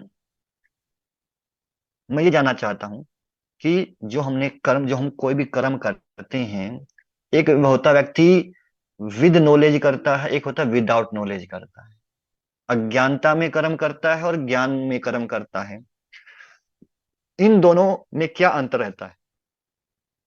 जो व्यक्ति अज्ञानता में कर्म करता है उसके क्या पहचान है? तो फिर भगवान कहते हैं वो अपने आप को सोचता है कि मैं करने वाला हूं, आई एम द डूअर, अपने आप को कर्ता मानता है। हम्म? तो फिर कौन करता है? तो भगवान कहते हैं प्रकृति क्रियमाणानि गुणैः कर्माणि सर्वशः अहंकार विमूढ़ आत्मा कर्ता अहमिति मन्यते। है? वो सारे के सारे कार्य प्रकृति के तीन गुणों के द्वारा करवाए जाते हैं, पर वो अपने आप को सोचता है कि मैं करने वाला हूं। है ना? कई बार लोग सोचते हैं मैं नहीं होता तो ये होता ही नहीं, ये मैंने किया है ना? तो कह रहे ऐसा व्यक्ति क्या कहलाता है? अज्ञानी है। तो अर्जुन का प्रश्न था कि कौन करता है, तो भगवान बोले कि प्रकृति के द्वारा करवाए जाते हैं, केवल एक करता नहीं है, और भी करता है, और उनका वर्णन आगे आएगा। 13वें अध्याय में जाके उसका चर्चा करेंगे और कौन कौन से करता है। तो तब तक के लिए हम उसके ऊपर चर्चा नहीं कर रहे हैं अभी। और जो विद्वान व्यक्ति है वो सुख की इच्छा से इन कार्यों में नहीं जुड़ता। तो अर्जुन पूछता अगर वो सुख की इच्छा से इन कार्यों में नहीं जुड़ता तो फिर कर्म क्यों करता है? विद्वान व्यक्ति क्यों कर्म करता है? तो भगवान कहते हैं वो मेरे लिए करता है। अभी तो बताया था अर्जुन कि उसको यज्ञ करना चाहिए ना, यज्ञ के लिए कर्म करना चाहिए, विष्णु की प्रसन्नता के लिए कर्म करना चाहिए। तो अर्जुन कहता आपके लिए? बोले हाँ मेरे लिए। इसलिए हे अर्जुन तुम भी क्या करो, अपनी इच्छाओं को और साथ ही साथ आलस को, दोनों को छोड़ो और मेरे लिए युद्ध करो। तो अर्जुन को फिर से भगवान युद्ध करने के लिए उठा रहे हैं। तो अर्जुन कहता है ठीक है ये बात तो समझ गया, पर मैं ये देखता हूं कि कई बार, तो पहले तो भगवान कहते हैं कि देखो अर्जुन अगर तुम ऐसे कर्म करोगे ना, मेरी इच्छा के लिए करोगे, तो तुमको कर्म बंधन नहीं होने वाला, तुमकी मुक्ति मिल जाएगी। तो अर्जुन कहता है लेकिन मैं तो ये देखता हूं कि ज्ञानी जो व्यक्ति होता है वो भी गलत कर देता है कई बार। ऐसा क्यों करता है वो? जिसको नॉलेज है, ज्ञान है, क्या सही है क्या गलत है उसको पता है, फिर भी वो गलत क्यों कर देता है? तो भगवान कहते हैं क्योंकि उसकी कंडीशनिंग ऐसी होती है, उसका बद स्वभाव, उसका नेचर ऐसा बन जाता है, उस कार्य को बार बार करके ना वो ऐसा हो जाता है।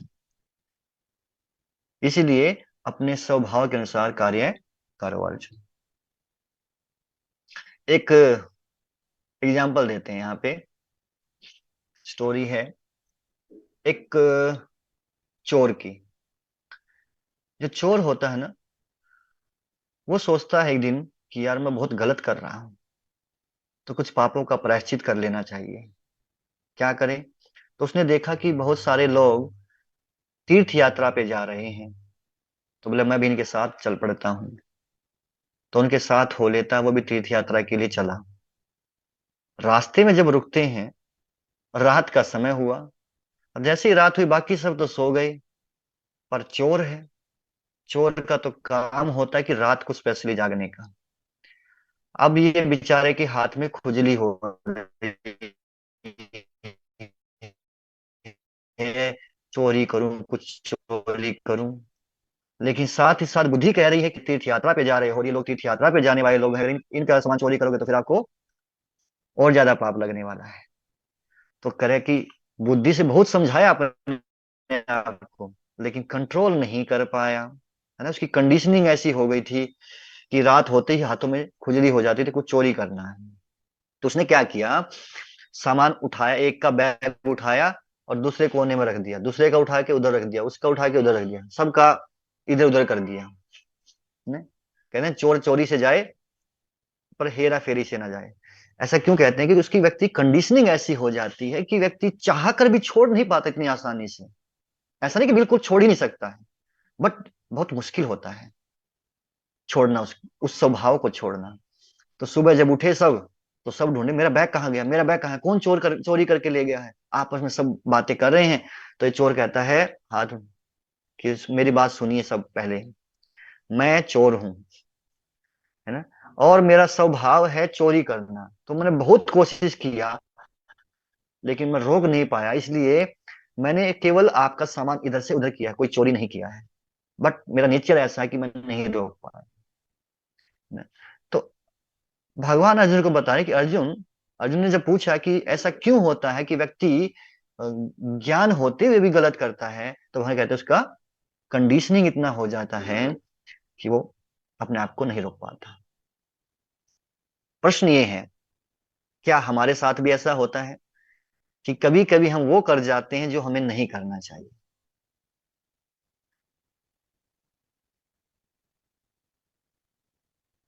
जो हमें नहीं करना चाहिए हम वो कर जाते हैं, कभी कभी ऐसा होता है।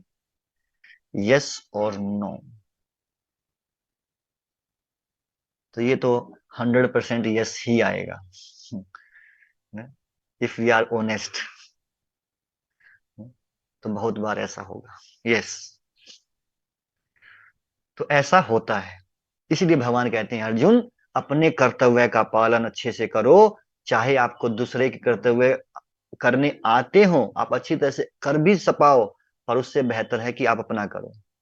कहने का अर्थ है कि अर्जुन, तुम, हो सकता है कि तुम भीख मांग करके अपना जीवन अच्छे से गुजार सको, पर उससे बेहतर है तुम क्षत्रिय बन करके अपना जो धर्म है उसका पालन करो, अपनी ड्यूटी को करो। That is more beneficial for you. So यहां से हमको क्या सीखने को मिल रहा है कि हमें अपने जो साइकोफिजिकल नेचर है, जो हमारा स्वभाव है, उसके अनुसार हमें कार्य करना चाहिए।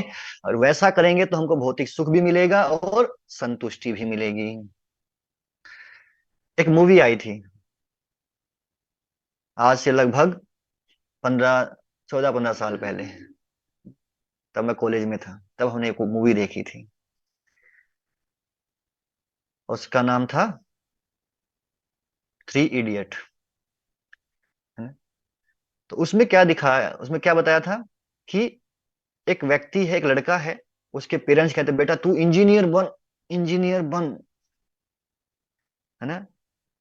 हालांकि फैमिली का इतना कैपेसिटी नहीं है, लेकिन फिर भी वो उसको पैसे दे करके कहीं से इकट्ठा करके और कहते हैं कि बेटा तू बन, इंजीनियर बन। और वो लड़का कहता है मेरा मन नहीं करता इंजीनियर बनने का, मेरा इसमें इंटरेस्ट नहीं है, मेरा नेचर ऐसा नहीं है। क्या बनना चाहते हैं? फोटोग्राफर, ना, he want to become photographer. तो फिर मूवी के लास्ट में वो जो दिखाया गया कि उसके पिता ने बोला ठीक है बेटा जा, जी ले तू अपनी जिंदगी है, तू जब फोटोग्राफर बन जा। और फिर दिखाया कि उस फील्ड में उसने काफी नाम कमाया, उसको सुख मिला उसमें, क्योंकि उसका स्वभाव, उसका मन वो करने का करता था, उसमें अपना पूरा दिल से उसने उस काम को किया, है ना। सो दैट्स वाई, जैसा हमारा स्वभाव हो हमको वैसे ही कार्य करने चाहिए। अब अर्जुन जो प्रश्न पूछ रहा है, ये ऑलरेडी पूछ चुका है, लेकिन दोबारा से अर्जुन उसी बात को कहता है कि अभी अभी आपने जो बताया कि व्यक्ति अपने स्वभाव के कारण गलत काम करता है, उसको ज्ञान होते हुए भी, कह रहा मेरे साथ भी ऐसा हो रहा है। क्या हो रहा है अर्जुन? तो अर्जुन कहता है, अर्जुन उवाच अथ केन प्रयुक्तोयम पापम चरति पुरुषः अनिच्छन्नपि वार्ष्णेय बलादीव नियोजितः। अर्जुन कहता है, अत केन प्रयुक्तोयम, ऐसा क्यों होता है कि मैं, पापम चरति पुरुषः, या कोई दूसरा पुरुष, दूसरा व्यक्ति वो पाप कार्य करता है। अर्जुन पूछता है ऐसा क्यों होता है कि वो पाप करता है। तो भगवान कहता, बताया तो था अभी कि अपने स्वभाव के कारण करता है। तो अर्जुन कहता है हाँ, लेकिन मैं कुछ और जानना चाहता हूं। तो भगवान क्या जानना चाहते हैं? अर्जुन कहता है कि अनिच्छन अपनी, इच्छा ना होते हुए भी, जैसे चोर के साथ में भी था, इच्छा ना होते हुए भी ऐसा लगता है कि बलादीव नियोजित, बलपूर्वक हमसे वो काम करवाया जा रहा है।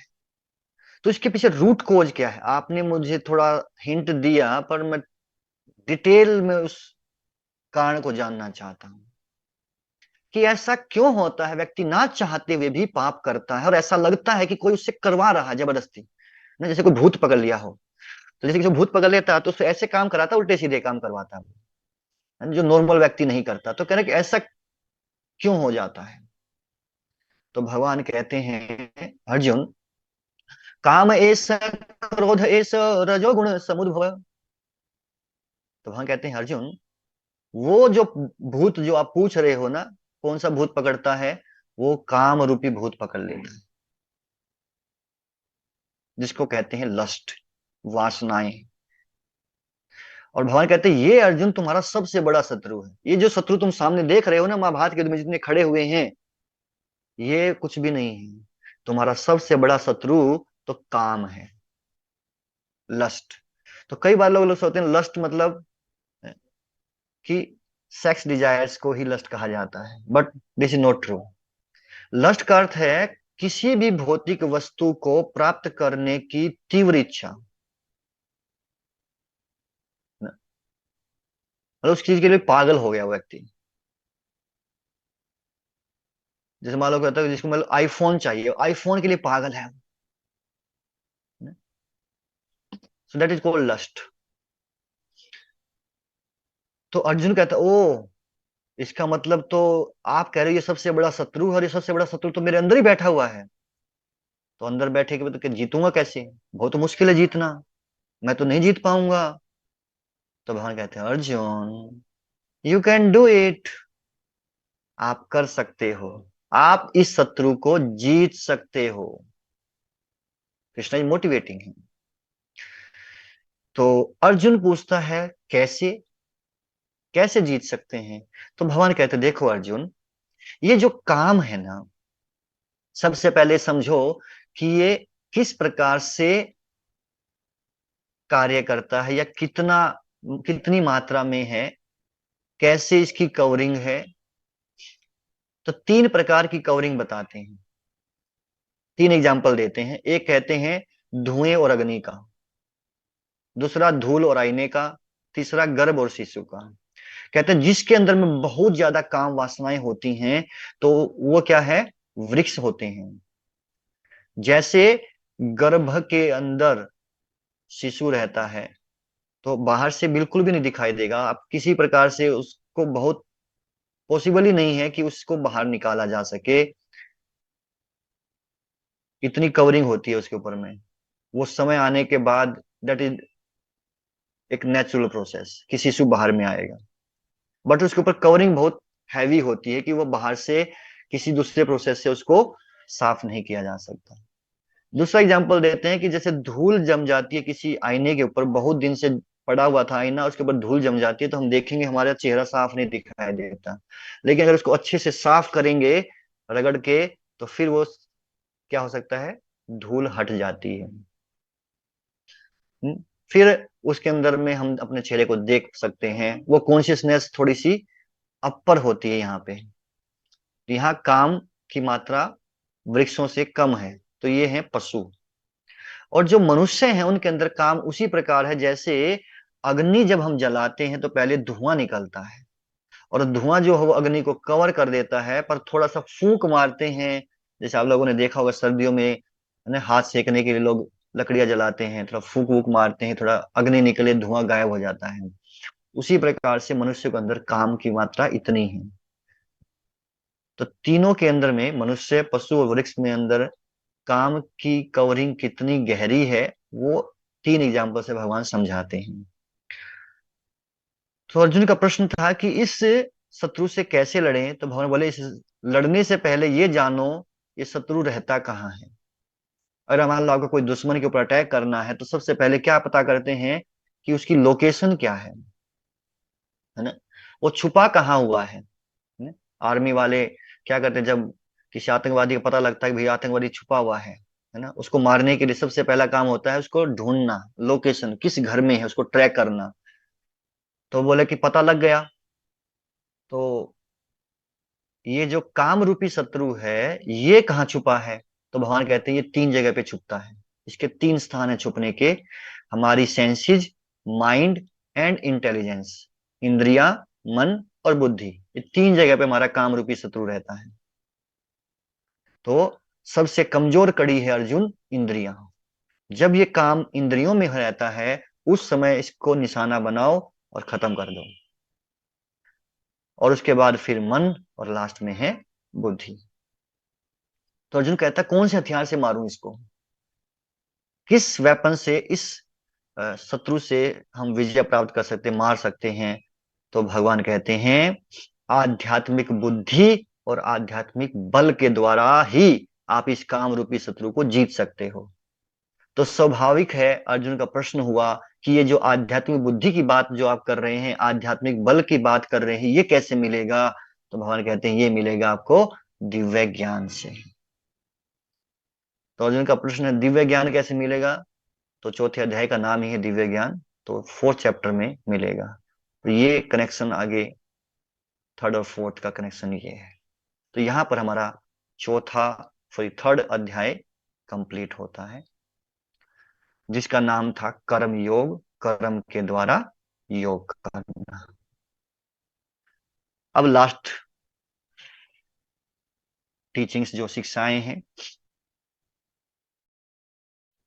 पहला, इच्छाएं, इनकार करें या शुद्ध करें।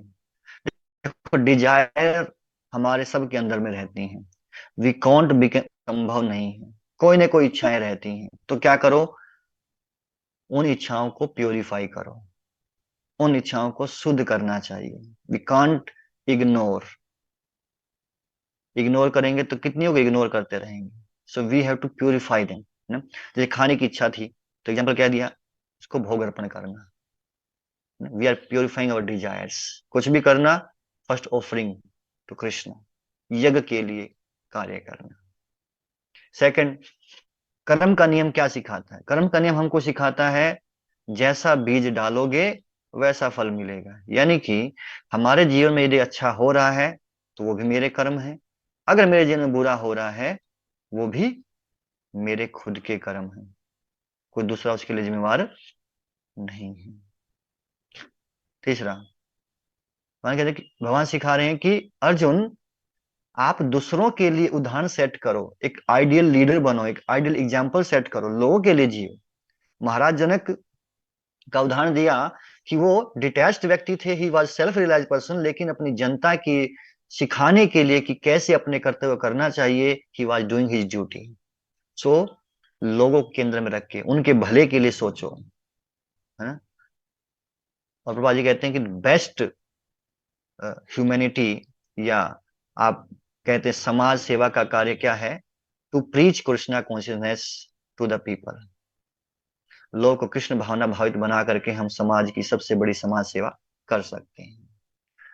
4th है, वहां कहते हैं अर्जुन, युद्ध तुम्हारा अंदर भी हो रहा है, युद्ध बाहर भी हो रहा है, लेकिन दोनों में से महत्वपूर्ण युद्ध जीतना कौन सा है? आंतरिक युद्ध जो है तुम्हारा, जो काम रूपी शत्रु जो तुम्हारे अंदर बैठा है, इस शत्रु के ऊपर विजय प्राप्त करना ज्यादा जरूरी है। एंड लास्ट, अर्जुन ने जब कहा अरे काम रूपी शत्रु अंदर बैठा है, मैं तो जीत ही नहीं सकता, तो कृष्ण का no Arjun, you can do it. So भगवान ने क्या किया, प्रोत्साहन दिया, मोटिवेट किया, और फिर साथ में ये बताया कि कैसे उसको जीता जा सकता है, मार्गदर्शन भी दिया, है ना। अगर कोई व्यक्ति अप्रोच करता है, अपनी प्रॉब्लम को लेकर के आता है, तो क्या करना चाहिए? सुन करके उसको मोटिवेट करना है कि नहीं, आप इससे बाहर निकल सकते हो, कोई बड़ी बात नहीं है ना। डॉक्टर के पास जब जाओ तो डॉक्टर बोलता है, कभी डॉक्टर नहीं बोलता तेरा कुछ नहीं होने वाला। डॉक्टर बोलेगा अरे कोई बात नहीं, छोटी सी प्रॉब्लम है। बाकी घर वालों को बता सकता है दूसरों को कि इसकी ये प्रॉब्लम है, आपको ये चीज ध्यान रखनी है, लेकिन उसको ये नहीं बताएगा कि तेरा तो कुछ होने वाला नहीं है, और फिर उसको रास्ता बताना।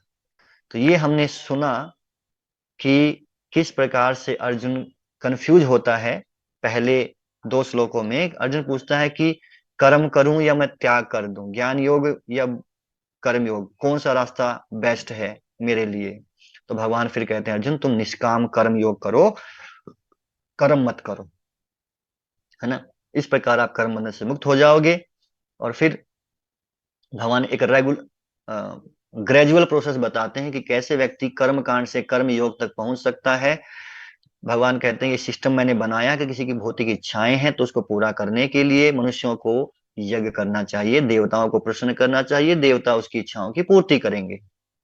और फिर अर्जुन कहता है अगर किसी भौतिक इच्छा ना हो तो क्या करें? तो भगवान कहते हैं उसको उसको निष्काम भाव से कर्म करना चाहिए। निष्काम कर्म योग के द्वारा एक एग्जाम्पल सेट करना चाहिए दूसरों के लिए, जैसे राजा जनक ने किया था।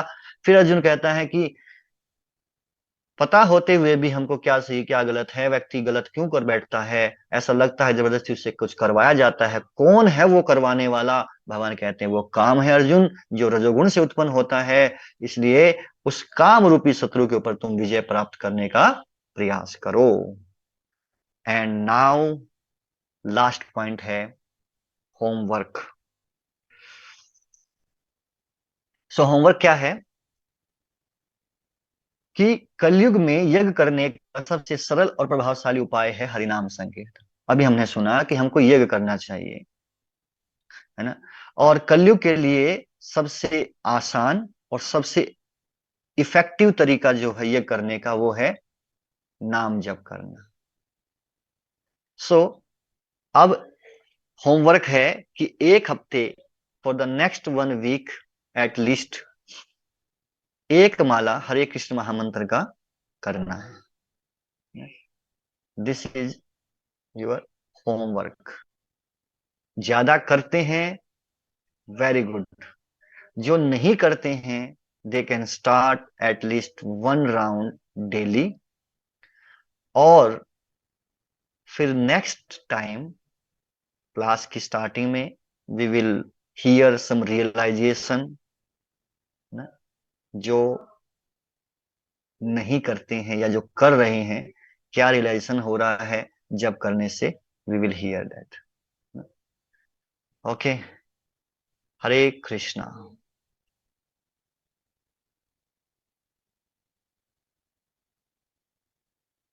Recording stopped. ओके, अब कोई प्रश्न है तो हमारे पास 10 मिनट हैं, है ना। आज हम टाइम पे हैं, थोड़ा लेट नहीं हुआ है।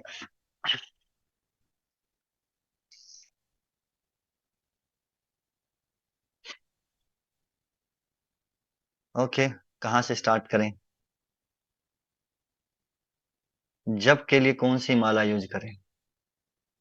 जप के लिए आप जनरली हम जो करते हैं नीम वगैरह की जो माला होती है उसको यूज करते हैं, और उसके अंदर 108 मनके हैं। तो 108 मनके के ऊपर 108 बार हरे कृष्ण महामंत्र बोलना है। किसी के पास अगर कोई कहे मेरे पास माला नहीं है, हाउ वी कैन डू?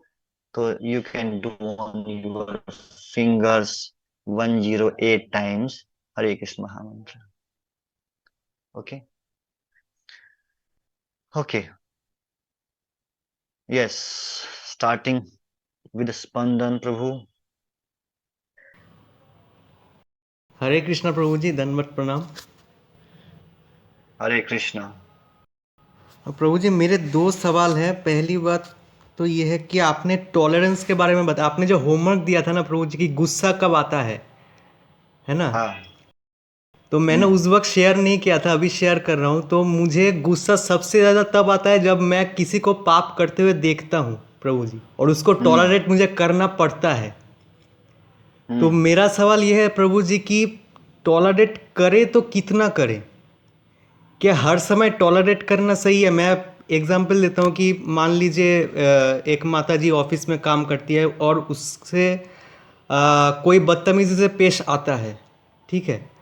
तो उसने पहले दिन हम्म। टॉलरेट किया, दूसरे दिन टॉलरेट किया, तीसरे दिन टॉलरेट किया, लेकिन वो कब तक टॉलरेट करती रहे, है ना? तो उसका हम्म। लिमिट क्या है? क्या टॉलरेट करना हर समय सही है?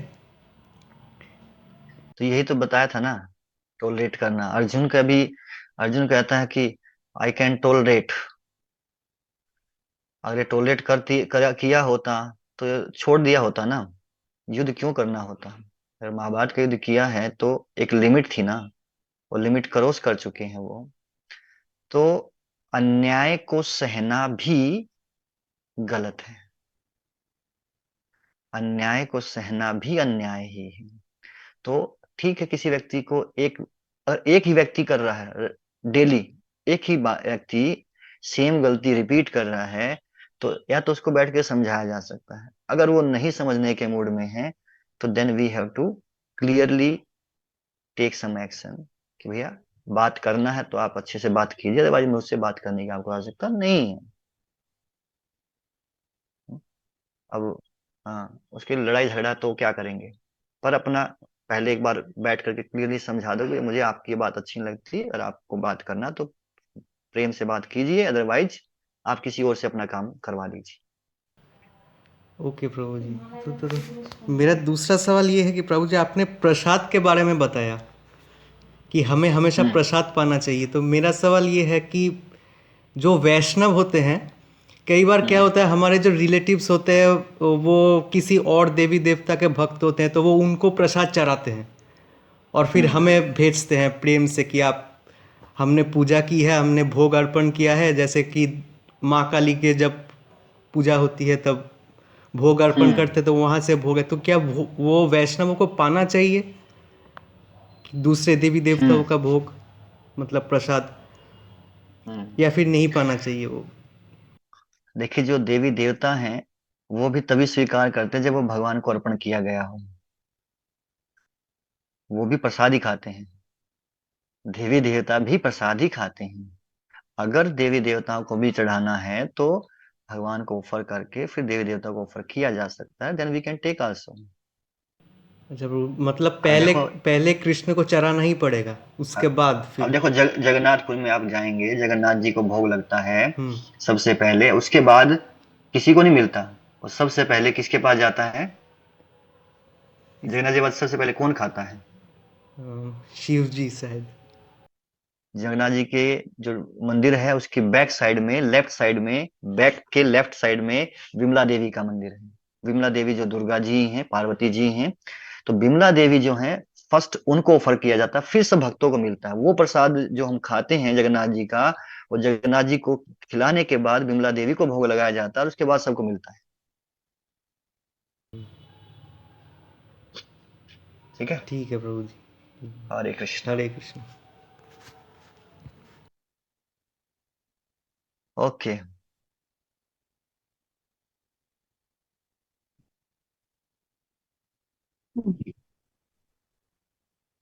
हरे कृष्णा। हरे कृष्णा। प्रणाम प्रभु जी। हाँ, you can switch on your video also. Akashvani तो हो रही है लेकिन कहाँ से हो रही है? यस। जी हरे कृष्णा प्रभु जी। प्रभु जी मेरा क्वेश्चन ये है कि जैसे मतलब बहुत लोग होते हैं हमारी लाइफ में, हम सबके संग मतलब अच्छा करने की कोशिश करते हैं अपने हिसाब से, ना ही किसी को बुरा बोलते हैं और ना ही करने मतलब करते हैं, कोशिश करते हैं कि ना हो, लेकिन वो फिर भी हमेशा हमारे संग बुरा बिहेव करते हैं, तो मतलब बुरा लगता है। तो ऐसे में क्या करना चाहिए? उन्हें छोड़ देना चाहिए? देख, कुछ लोग होंगे ऐसे, आप हर एक व्यक्ति को तो नहीं समझा सकते हैं। तो बेटर है कि इग्नोर करना सीखें ऐसे लोगों को। कुछ होते हैं कि बोलने वाले होंगे। आप जैसे स्कूल में या कॉलेज में भी क्या होता है ना, जब हम छोटे थे ना स्कूल में, तो चिढ़ाते थे किसी न किसी को, किसी का मजाक उड़ाते थे, उसका नाम बिगाड़ करके ना उसका मजाक उड़ाया जाता था। तो जो चिढ़ जाता था ना, उसका तो फिर बहुत अच्छे से चिढ़ाया जाता था उसको, और जिसको कहते कोई फर्क ही नहीं पड़ता इसको बोलने से, धीरे धीरे उसको बोलना छोड़ दिया जाता था। So we have to learn to ignore them, कि बोल रहे हैं, इनका काम ही ऐसा है, इनका स्वभाव ही ऐसा है, तो उनकी बात को ज्यादा सीरियसली ना लिया जाए। देखिए सारा खेल जो है वो अपने मन को समझाने का है,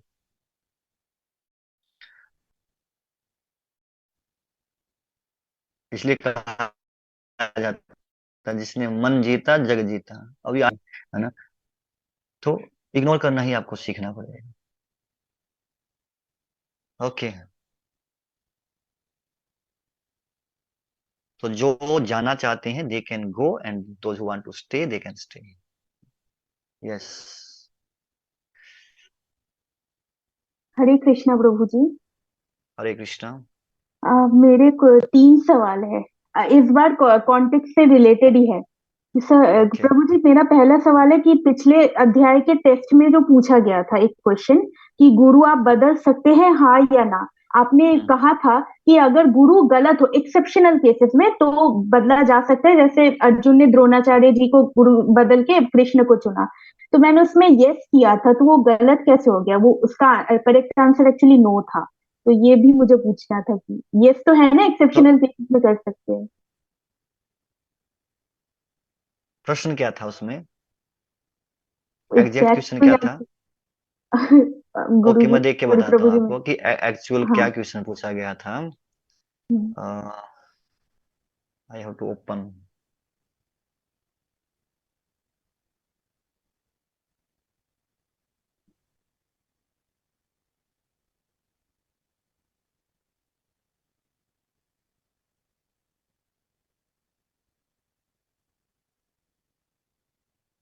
हम्म।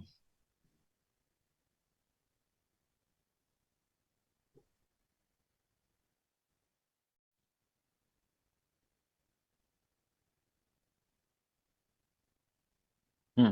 प्रश्न ये था कि गुरु का त्याग कभी भी नहीं करना चाहिए। हाँ, तो मैंने अ, तो मतलब कभी भी नहीं करना चाहिए, तो इसमें क्या आंसर होना चाहिए, सही है या गलत, हाँ या ना? मैंने हाँ कर दिया था। मैंने वो एक्सेप्शन वाला वो सोच के एक्चुअली वो थोड़ा कंफ्यूजन हो गया प्रभु जी। हाँ, तो एक्सेप्शन वाला भी सोच करके अरे आप करेंगे ना, तो ही तो गलत हुआ ना। अच्छा। यहाँ पर, यहाँ देखिए प्रश्न को थोड़ा समझिए, थोड़ा था इसको घुमा के प्रश्न पूछा गया था। प्रश्न ये पूछा अच्छा। गया था कि गुरु का त्याग कभी भी नहीं करना चाहिए, तो नहीं, इसका आंसर नहीं है, क्योंकि किया जा सकता है। अच्छा। अच्छा। डबल नेगेटिव वाला जुड़ गया, मैं यस। समझ गई। ना, इसलिए थोड़ा सा घुमा के प्रश्न पूछा गया था। हाँ। अच्छा, और दूसरा मेरा प्रश्न है प्रभु जी, ये स्पंदन प्रभु जी के क्वेश्चन से थोड़ा सा रिलेटेड है। मतलब वहां से मुझे क्वेश्चन दिमाग में आया कि अगर कोई हमारे साथ गलत कर रहा है तो कभी कभार कहते हैं ना, जो सहन करता है वो गलत करने वाले से भी ज्यादा पापी होता है। तो वो सहन हम्म। कर लेना चाहिए प्रारब्ध समझ के, अपना कि हमारा प्रारब्ध है, हमने कुछ गलत किया होगा वो समझ के कर लेना चाहिए, या फिर विरोध करना चाहिए मतलब? देखिए, अगर ये। आप उस स्टेज पे है ना, अगर आप उस स्तर पर पहुंच चुके हैं कि आपको ठीक है, आप सहन कर सकते हैं, आपको कोई फर्क नहीं पड़ रहा है, तो सहन कर लीजिए फिर तो। लेकिन अगर हमें है भैया नहीं, हम उस स्तर पर नहीं हैं, हम इतना टॉलरेट नहीं कर सकते, हमारी एक कैपेसिटी है, एक लिमिट है, तो फिर हमको बोलना पड़ेगा। अगर दोनों ही ऐसा हुआ कि सहन भी नहीं कर सकते और बोल भी नहीं सकते, जैसे बॉस हो गया, तो मैं सॉरी प्रभु जी, मैं ऐसे ही हाँ, दिमाग में आ रहा है तो। ठीक है, तो जो बॉस होते हैं ना, तो उनकी बात को तो कान बंद कर लेना चाहिए, इनका काम ही इग्नोर। ऐसा होता है। अच्छा अच्छा। हाँ, जैसा आपने कहा। We have to ignore, we और हैव टू मेरा इग्नोर। तीसरा प्रश्न है प्रभु जी, आपने कहा है ना कि कृष्ण ने भौतिक इच्छाएं को पूर्ण करने के लिए हमारी देवी देवताओं को बना के रखा है, देवी देवताओं को हम्म। नियुक्त करके रखा है। तो हम तो कृष्ण के शरणागत, अगर भौतिक इच्छा भी मांगते हैं तो कृष्ण से ही मांगती मैं। तो उसमें तो कुछ हम्म। वो ये नहीं मतलब दैट इज प्रोसेस कॉल्ड वो। भक्ति योगा। अच्छा, वो भी वो भक्ति योग में आ जाता है, वो भौतिक इच्छा भक्ति का मांग रहे हैं। प्रोसेस है, हाँ। अच्छा। वो क्या है कि अब कृष्ण से आ गए ना मांगने के लिए, अब हाँ। धीरे धीरे कृष्ण इच्छाओं को भी पूरा भी करेंगे, और धीरे धीरे डिटैचमेंट भी लेके आएंगे। अच्छा। हरे कृष्ण प्रभु। ओके, हरे कृष्णा। यस मुकेश प्रभु। हरे कृष्णा प्रभु जी। हरे कृष्णा। प्रभु जी मेरे दो क्वेश्चन हैं। पहला हम्म। क्वेश्चन यह है कि अ, कई बार हमारे लाइफ में, हमारे जीवन में, या किसी प्रकार के रिलेशनशिप में कुछ ऐसी चीजें हो जाती हैं जिसकी वजह से हमें मूव ऑन करना होता है। तो पुरानी हम्म। चीजों को हम कैसे भुला करके आगे बढ़े, या कुछ हादसे ऐसे होते हैं जिनको हम भूल नहीं हम्म। पाते, हम्म। तो उनको भूल करके हम मूव ऑन कैसे करें, आगे कैसे बढ़े। हाँ। और मेरा दूसरा क्वेश्चन यह है कि कल जैसा कि आपने हमें भी बताया भी था कि भौतिक इच्छाएं वगैरह, तो उसी के विषय में मेरा ये प्रश्न है कि हमें अपनी इच्छाओं को पूर्ण करना चाहिए या फिर उन्हें त्याग देना चाहिए, क्योंकि पूर्ण करेंगे तो इच्छाएं बढ़ेंगी, और अगर त्याग देंगे तो कंट्रोल नहीं हो पाएंगे। मतलब इच्छाएं तो मन में हम्म। रहेंगी ना, हम्म। तो फंस जाने वाली सिचुएशन में होते हैं, वहां हमें एक्चुअल में क्या करना चाहिए।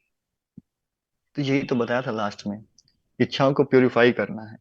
We can't ignore them, purify करना है, शुद्ध ओके। करना है। एंड जहां तक आपका पहला प्रश्न था कि क्या था, मूव ऑन कैसे करें। मूव ऑन कैसे करें, अगर हमारी लाइफ में कुछ ऐसा हो जाता है तो we have to move on. Move on करने के लिए किसी चीज को भूलना चाहते हैं ना, तो आपको किसी दूसरी चीज में अपने आप को लगाना पड़ेगा।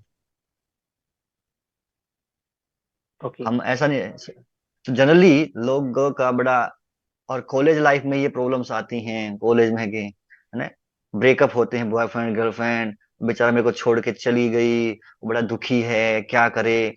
सो मूव ऑन कैसे करेगा, कि जब वो अपने माइंड को कहीं और लगाता है, अपना एंगेजमेंट कहीं और करता है, देन ही कैन उससे बाहर निकल सकता है। और साथ ही साथ वो तो मेटेरियल ही है ही, स्पिरिचुअल लाइफ में अगर उसका माइंड लग जाता है, उसका मन लगता है, स्पिरिचुअली थोड़ा सा अपने आप को स्ट्रोंग करेगा, तो फिर इन चीजों से उसको फर्क पड़ना बंद हो जाएगा।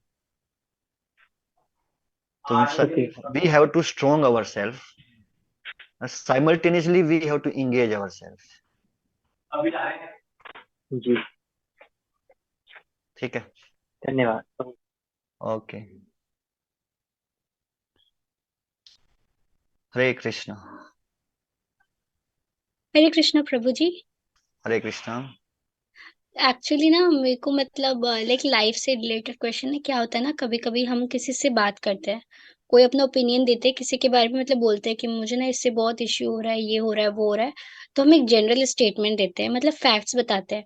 पर फिर आपको पता चलता है कि कुछ महीनों बाद कुछ, कि उस इंसान ने ना आपकी जो नॉर्मली बातें हैं उसको मतलब किसी और तरीके से यूज किया, और अब सामने वाला इंसान आपको आके बोल रहा है तुम मेरे बारे में ऐसा सोचती हो, ये करती है, तो उसका क्या करें। हम्म। मतलब अलग ही तरह से ले लेते हैं उस चीज को। Yes yes. तो कुछ लोग ऐसे होते हैं, वो आएंगे दूसरे के बारे में कुछ बोलेंगे, और वो जानेंगे आप क्या बोलते हो, उसकी हाँ में हाँ मिलाते हो कि नहीं मिलाते हो, और फिर आप कुछ बोलेंगे उसको, उसके सामने जाके प्रेजेंट कर देंगे। तो ऐसे लोगों का कार्य है कि उनके आपस में लड़ाई झगड़ा करवाने का, है ना। तो हमें क्या करना चाहिए कि कोई व्यक्ति अगर हमारे पास किसी के बारे में आके कुछ बोलता है, गलत बोलता है, तो अपने विचार देने की बजाय कि भैया मेरे, हाँ तुम सही कह रहे हो, वो ऐसे ही हैं, है ना, तो बोलो कि देखो वो जैसे भी है, अगर जो भी कर रहे हैं, तो मैं तो उनको चेंज नहीं कर सकते, मैं तो इसमें कुछ नहीं कर सकते ना।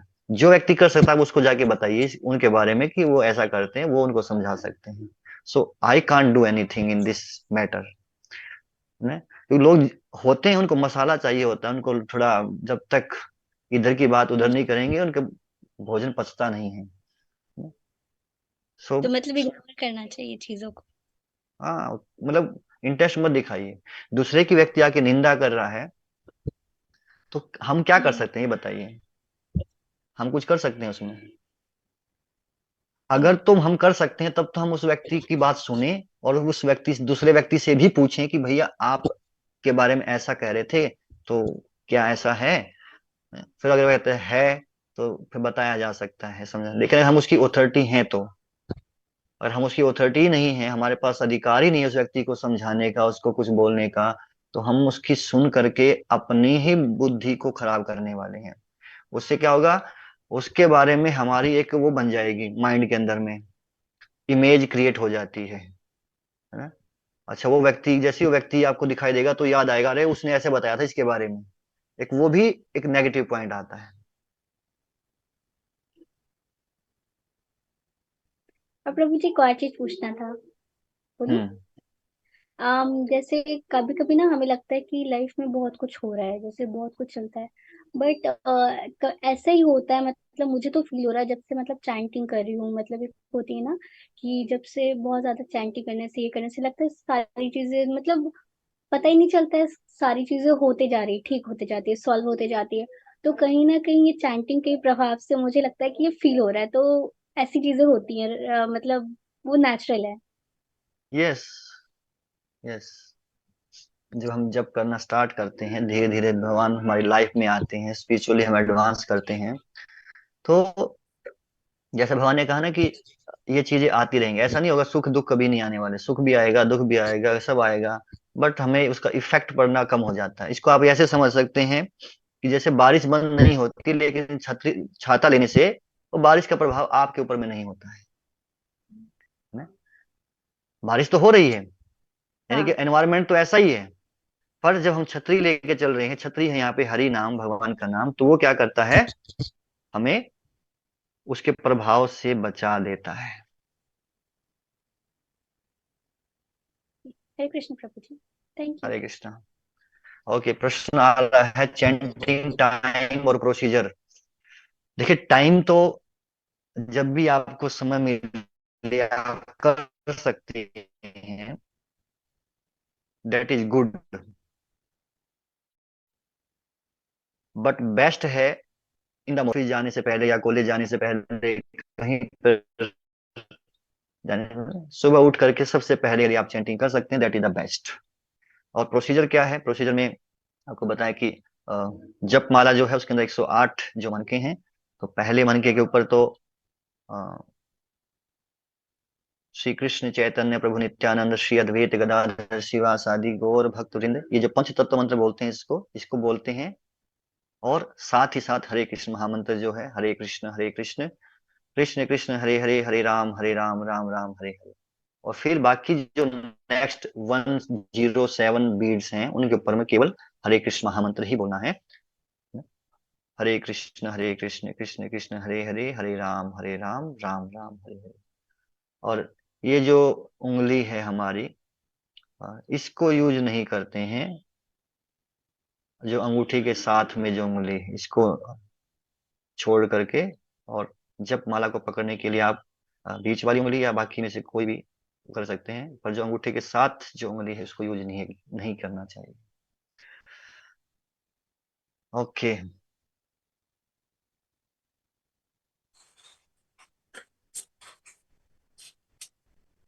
Hare Krishna, Prabhuji. Hare Krishna. Yes, Prabhuji, it was very well explained today, but still I had some doubt. Prabhuji, आपने बहुत अच्छे से explain किया that this lust and anger which is covered, the mirror, three examples. You have explained very well using three examples. So the mirror is covered by dust is you are talking about the lust or anger. Yes, Prabhuji? That is talking about lust only. Yes, yes. Only lust.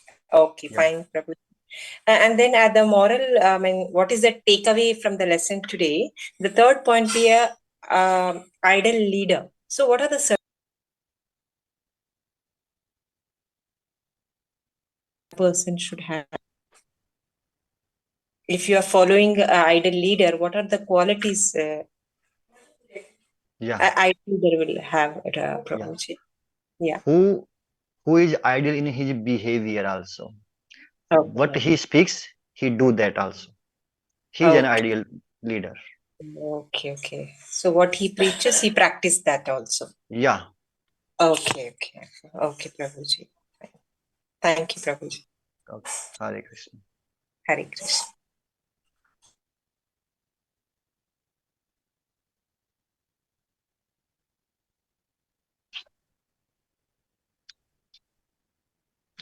Radhe Krishna Guruji. Hare Krishna. Guruji, I had one doubt since many years. Doubt, in fact, I had a query. Actually, I'm a gynecologist. Very often we have to do MTPs, medical termination of pregnancy. Then, as you said that Arjuna, uh, Lord Krishna said Arjun that he has to do work, whatever his work is. That if we are doing MTP, is it a sin or it is our duty? We should do whatever we have done MTPs. Is it a sin? Yeah, it is sin because Then we should not do it.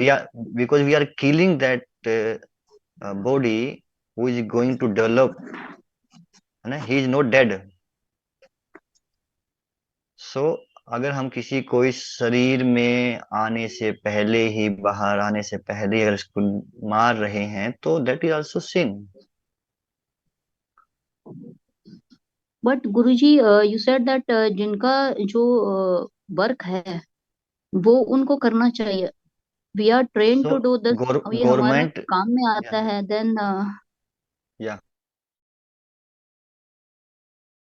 not, I'm not talking about the PNDT. Up till 12 weeks you are allowed to do, even till 20 weeks according to the circumstances and condition what we are fulfilling. Even if you are doing that, is it a sin? But Krishna ji ने तो बोला कि जिनका जो काम है वो करें. जैसे अर्जुन क्षत्रिय था तो वो तो उनको करना था ना युद्ध. जैसे हमें तो ट्रेन किया जाता है कि ये काम करना है. कुछ भी कॉम्प्लिकेशन आ रहे हैं फिटस में तो वो हम अबॉर्ट कर रहे हैं, या if it is unwanted pregnancy the person doesn't want to continue, तो वो तो उनका काम है ना. हम नहीं करेंगे तो फिर कौन करेगा? हम्म तो देखिए, अगर प्रॉब्लम आ रहा है, अगर उसकी वजह से मदर को प्रॉब्लम है, तो उस केस में दैट इज, मतलब किसी को बचाने के लिए for the higher cause we can do that. लेकिन अगर वो अनवांटेड है, कि जिसने अनरेगुलेटेड सेक्स किया और उसके बाद कहते हैं मेरे को अब बच्चा नहीं चाहिए, और हम उसको हेल्प कर रहे हैं उस चीज में, उसको, बच्चे को मारने में, then we are doing sin. Sure. We can't change definition of sin now, but अगर हम, तो ये तो हम मानते हैं कि शरीर का विकास तभी होता है जब उसके अंदर आत्मा प्रवेश करती है. जब तक आत्मा प्रवेश नहीं करती शरीर बढ़ नहीं सकता. आप किसी भी शरीर को देख सकते हैं. तो अगर हम किसी को मार रहे हैं, we are killing anyone, then we are doing sin. हाँ, लेकिन अगर ये होता है कि कई बार ऐसी स्थिति होती है कि बच्चा है, माँ मदर है, अब उनमें से किसी एक को बचाने के लिए दूसरे को है, then we can do, then that is okay. Guruji, one तो इट इज इंस्ट्रूमेंटल, जो हम प्रोसीजर करते हैं through instruments, we do evacuation. And the other thing is giving medicine. तो इसमें very often I try, I don't do it myself, I just prescribe the medicine which the patient take. देन उसमें भी क्या scene है क्या? वो मैं नहीं कर रही, वो तो पेशेंट को मैं बता रही हूँ कि ये ले लेना. उसमें भी सीन है क्या? सो at least we should not do it. As a doctor, we have to do some work which we don't want. स्थिति होती है कि करना है तो बेटर है कि हम ना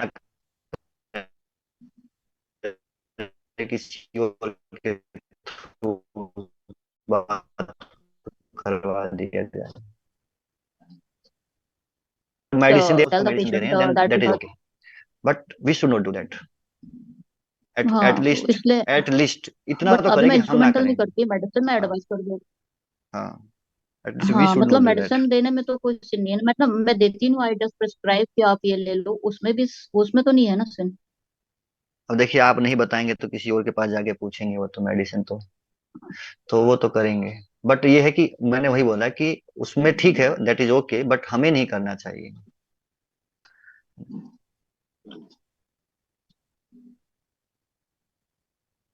okay.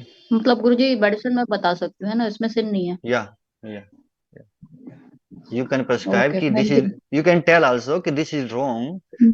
but if you still want to go then you can take this हाँ medicine. हाँ, ये मैं तो बोल देती हूँ. हाँ. ओके, थैंक यू गुरुजी.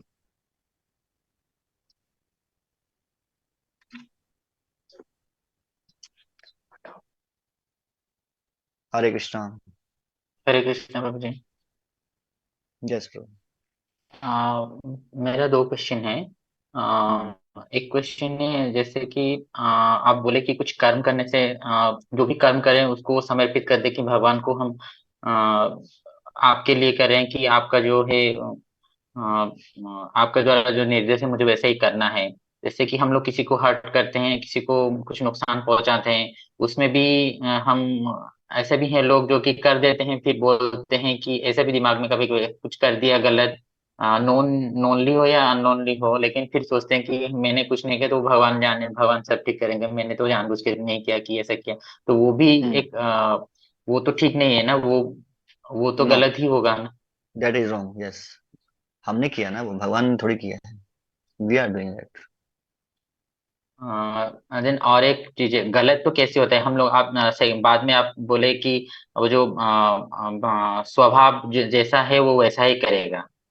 तो हम हम्म। लोग एक हैबिचुएटेड ऑलरेडी हो चुके हैं कुछ हर गलत चीजों में, जो हम हम्म। सडनली चेंज नहीं कर सकते। फिर भी हम जितना नोइंगली जितना ट्राई कर सकते हैं कि हम जस्ट अवॉइड करते हैं, लेकिन कभी हम्म। कभी ऐसा होता है वो हैबिचुएटेड है इसीलिए गलत करते हैं। जैसे आप एग्जाम्पल दिया था वो चोर का एग्जाम्पल, हम्म। तो उस चीज में हम वो स्वभाव को कैसे चेंज करना चाहें, वो तो एक दिन में नहीं होगा। किसी यस। कुछ मतलब उसको फोर्सफुली हम अपोज करना चाहेंगे, फिर भी वो हमें और भी गलत करने के लिए वो प्रेरित करेगा, मतलब हम लोग ऐसा करेगा वो स्वभाव के हिसाब से। तो उसको कैसे रिड्यूस करें ना, वो तो यस। एक लॉन्ग टर्म प्रोसेस भी रहेगा, धीरे धीरे रिड्यूस ना, वो एट ए टाइम तो नहीं रिड्यूस करेगा। तो उसका क्या यस, प्रोसीजर है, मतलब कैसे? That is okay. And same question Arjun is asking in the 6th chapter. Arjun 6ठे अध्याय में सेम प्रश्न पूछते हैं कि व्यक्ति अगर गलती से, मतलब by mistake, by his previous habits, वो गलती से कुछ गलत कर बैठता है तो उसका क्या होगा। एंड देन कृष्णा सेज कि if he is doing my भक्ति, अगर वो मेरी भक्ति कर रहा है, केवल मेरी अनन्य भक्ति कर रहा है, then consider him as a Sadhu.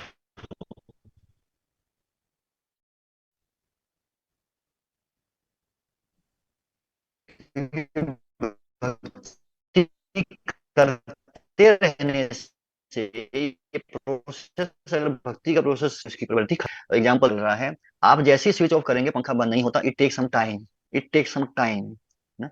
Similarly हमको पता है कि हम कुछ गलत करें तो एक दिन में वो बंद नहीं होने वाला है, it will take some time. But हमने बंद कर दिया है जानबूझ करके, विद प्लानिंग हम नहीं कर रहे हैं, बाई बाई चांस गलती से हो रहा है, देन दैट इज ओके, वो धीरे धीरे हो जाएगा ठीक। ठीक है, और एक क्वेश्चन, लास्ट क्वेश्चन। जैसे कि आप चैंटिंग करने के लिए बोलते हैं कि हम भक्ति करते हैं, ठीक हम्म। है, हम लोग मतलब मन में आता है कि भक्ति करने के लिए, स्पेशली मेरे केस में होता है हम्म। कि हम कुछ जो प्रीवियसली जो गलत किया है, कि जो गलत काम मैंने किया है, कि जो मेरा गलत हैबिट है, उसके साथ जब मैं चैंटिंग करता हूँ वो उसी टाइम वो मुझे अपोज करता है, मतलब वो सब थिंकिंग्स मेरे दिमाग में आता है, मतलब हम्म। माइंड को एक कंसंट्रेट नहीं देता है, वो चीजें इधर हम्म। उधर होता है। मतलब हम्म। ऐसे भी होता है मुझे, वो एक जैसे फोर्सफुली मेरे दिमाग में इधर उधर खींचता रहता है, मैं यस। जितना भी चाहूँ उसको कंट्रोल नहीं कर पाता हूँ, मतलब ऐसा कैसे यस। होता है, तो उसमें क्या मैं यस, अपराध कर रहा हूँ? Then you are doing the right process. अगर ऐसा हो रहा है, you are on the right path. नहीं हाँ मैं तो वही। कैसे? हाँ, कैसे? क्योंकि देखिए, जब हम, जैसे कोई रूम है ना, अब रूम की जब सफाई करते हैं तो धूल मिट्टी उड़ती है ना। और आपको धूल मिट्टी ना उड़े, सफाई ऐसे ही हो जाएगी? ऐसे नहीं होगी। जब आप झाड़ू लगाएंगे तो धूल उड़ती है। सिमिलरली जब हम चैंटिंग करते हैं तो हमारा जो माइंड है, हमारे मन के ऊपर में जो धूल जमी हुई है गंदे विचारों की, वो विचार अब हिलेंगे, वो हिलेंगे तो ऊपर में आते हैं। और ऊपर में आते हैं तो फिर हमको लगता है यार मैं क्या कर रहा हूँ, चैंटिंग कर रहा हूँ और ये गलत विचार आ रहे हैं, मेरे को खराब कर रहे हैं। इसका मतलब है कि सफाई हो रही है। बस वी हैव टू फोकस। हमारा माइंड भागेगा तो बार बार उस माइंड को पकड़ के लाना है। जब करने का तरीका क्या है कि what we are speaking we have to hear that. हम जो बोल रहे हैं उसको सुनना है। जैसे हमने बोला हरे कृष्णा, तो हरे कृष्णा को सुनने के ऊपर फोकस करना है। हाँ। हमारा बार बार मन भागेगा, बार बार हमको यही प्रोसेस फॉलो करना अच्छा। है। तो और एक चीज है, वो जो मतलब सब बोलते हैं कि जो मतलब जो भक्ति करते हैं, कभी कभी हम कुछ मतलब गलत चीजें भी सोचते हैं कि वो वाला भी एक पाप, मतलब पाप का पाप जैसे हो जाता है कि जैसे हम लोग तो इतना भी प्यूरिफाइड नहीं है, तो कुछ गलत सोच लेता है, कुछ गलत देख लेता है, मतलब कुछ भी हो जाता है उस टाइम में, उस टाइम में कुछ गलत बोल भी देते हैं। अ, तो वो क्या एक पाप में काउंट होता है, या उसको ना वो हम एक प्रोसेस है प्यूरिफाइंग का प्रोसेस, वो ऐसे होते होते धीरे धीरे वो कम होता जाएगा। देखिए, जब आप जब कर रहे हैं तो हमारे विचार आएंगे, किसी के बारे में भी गलत विचार आ सकते हैं, या जो ऑलरेडी हमने किया वो भी आ सकता है। तो वो चीज, माइंड का काम हमको डिस्ट्रैक्ट करने का है। सो उस समय पर हमको फोकस इस चीज पे नहीं करना है कि मैं क्या गलत कर रहा हूँ कि मैं सही कर रहा हूँ। फोकस हमको ये करना है कि जो मैं बोल रहा हूँ मेरे को उसके ऊपर सुनने को फोकस करना है। अच्छा। यस। मतलब फिर से माइंड को वहीं पे लाना है, हम भक्ति के बस वहीं पास पे लाना लेगा, है। ये मन खींचेगा आपको दूर इसका, क्योंकि इसको आदत नहीं है। मन को आदत नहीं है उस चीज को करने की। वो मन के बारे में क्या कहते हैं वो छठे अध्याय में हम थोड़ा और चर्चा करेंगे। ठीक है, तब इसको थोड़ा और आपको क्लियर हो जाएगा। धन्यवाद Prabhu ji. Okay, so last. Hare Krishna. Hare कैसे हो कृष्णा, प्रभु जी? हरे कृष्णा। ठीक हो? हम्म। हाँ जी। तो मेरा क्वेश्चन ये है, भागवत गीता में एक वर्ड यूज हुआ है व्यष्टि, तो उसका मीन्स क्या है व्यष्टि? व्यष्टि का मतलब है इंडिविजुअल व्यक्ति, individual. Okay. Hmm. Only individual. Hmm. Okay. और मेरा सेकंड क्वेश्चन ये है कि जब हमारे साथ गलत होता है, एक दिन, 2 दिन, 3 दिन, 1 महीने, 2 महीने, 6 महीने, 1 साल, 2 साल, 3 साल, तो ऑलरेडी हम डिस्कस कर चुके हैं इसके ऊपर में, 2-3 बार डिस्कशन हो चुका है। इसका लास्ट एक क्वेश्चन है कि हम कहते हैं कि भगवान इसका आपको रिप्लाई देगा, ठीक है, भगवान आपको बताएगा, तो वो हम कितनी देर तक भगवान का वेट करें, भगवान कब तक उसको जब बताएगा? बताएगा तब बताएगा। लेकिन हम उसको अगर टोलेट नहीं कर पा रहे तो हमको उसको या तो इग्नोर करना है, या फिर आप उससे बात कर सकते हैं कि भैया आप जो है मेरे से ऐसे बात करते हैं, मेरे को नहीं अच्छा लगता है, तो आप या तो सही से बात करिए ना तो मत मत करिए। ठीक है। भगवान देंगे तब देंगे, वो भगवान का वो डिपार्टमेंट है, वो हमारा डिपार्टमेंट नहीं कि कब होगा उसके साथ में। हाँ जी, तो जब मर्जी हो सकता है वो। हाँ। ठीक है। Okay, thank you Prabhu ji. Okay, Hare Krishna. So ग्रंथराज श्रीमद् भगवद गीता की जय, श्रील प्रभुपाद की जय।